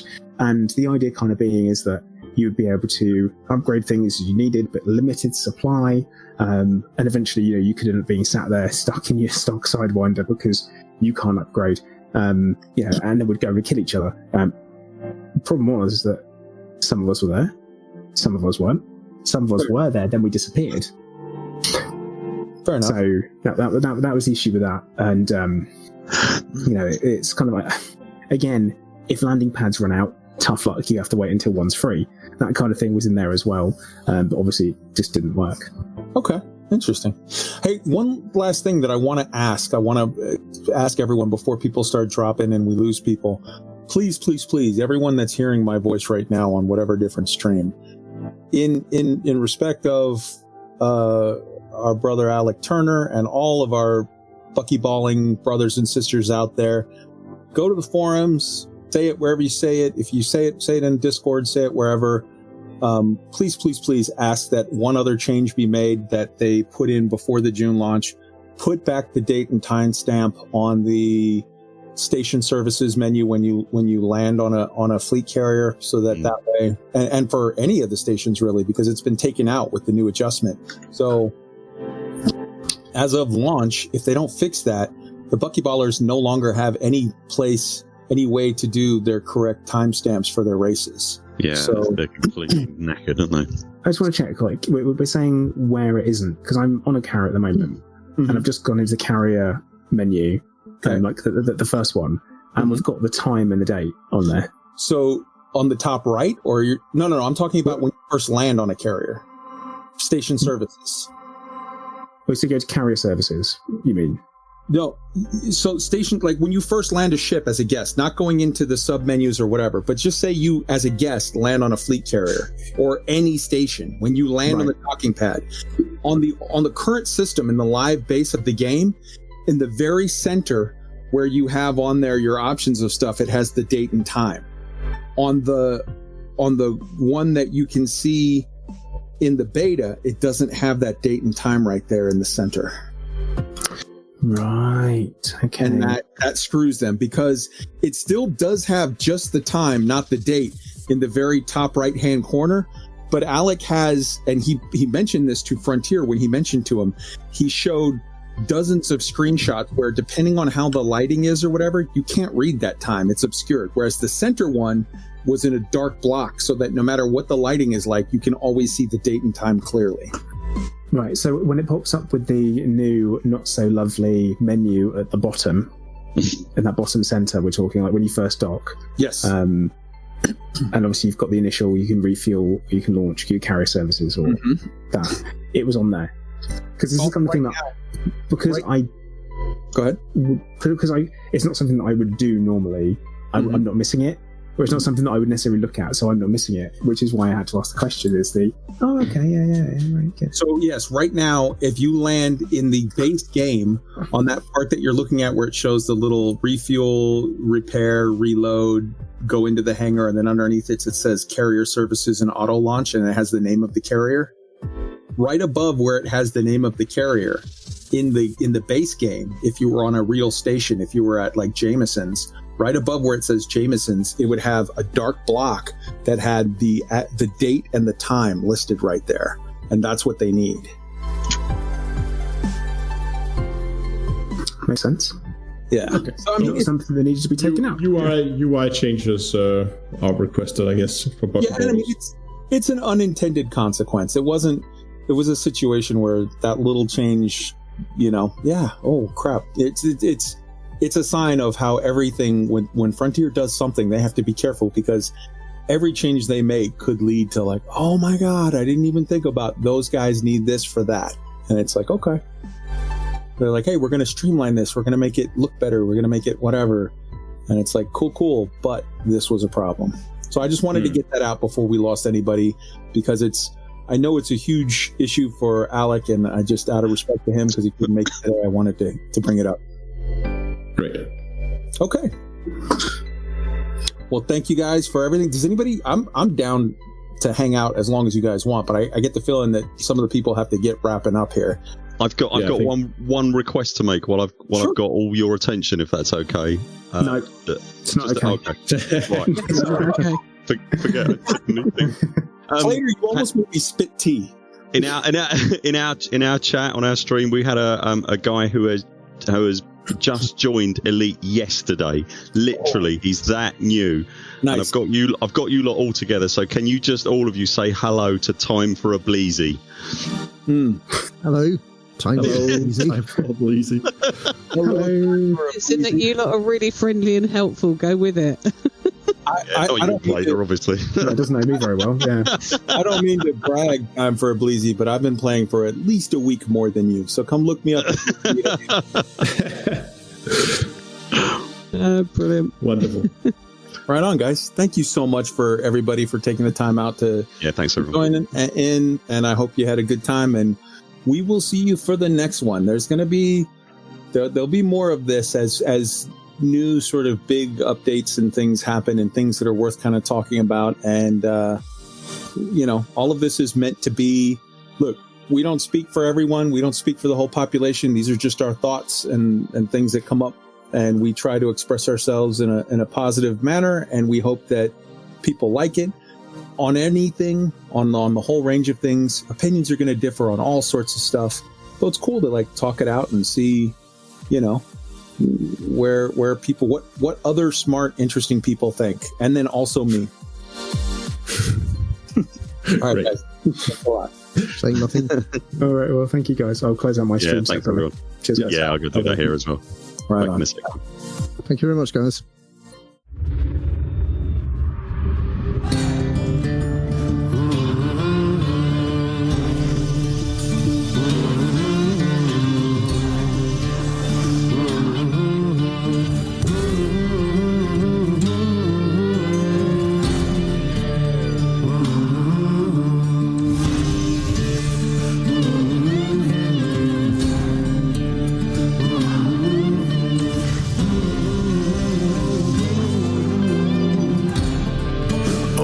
Galaxy calls, a chant from the stars to come live in the core.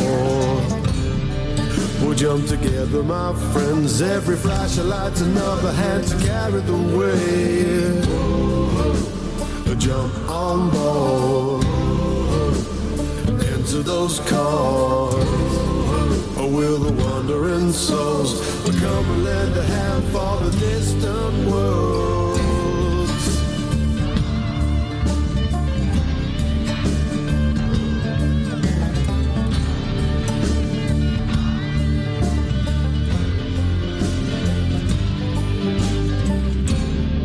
Or take a blaster or two, cause in those pristine rings there's a fortune for you. We'll work together, my friend, as the mother load cracks, this might come to an end. But jump on board into those chords. Or will the wandering souls come and lend a hand for the distant world? Let us find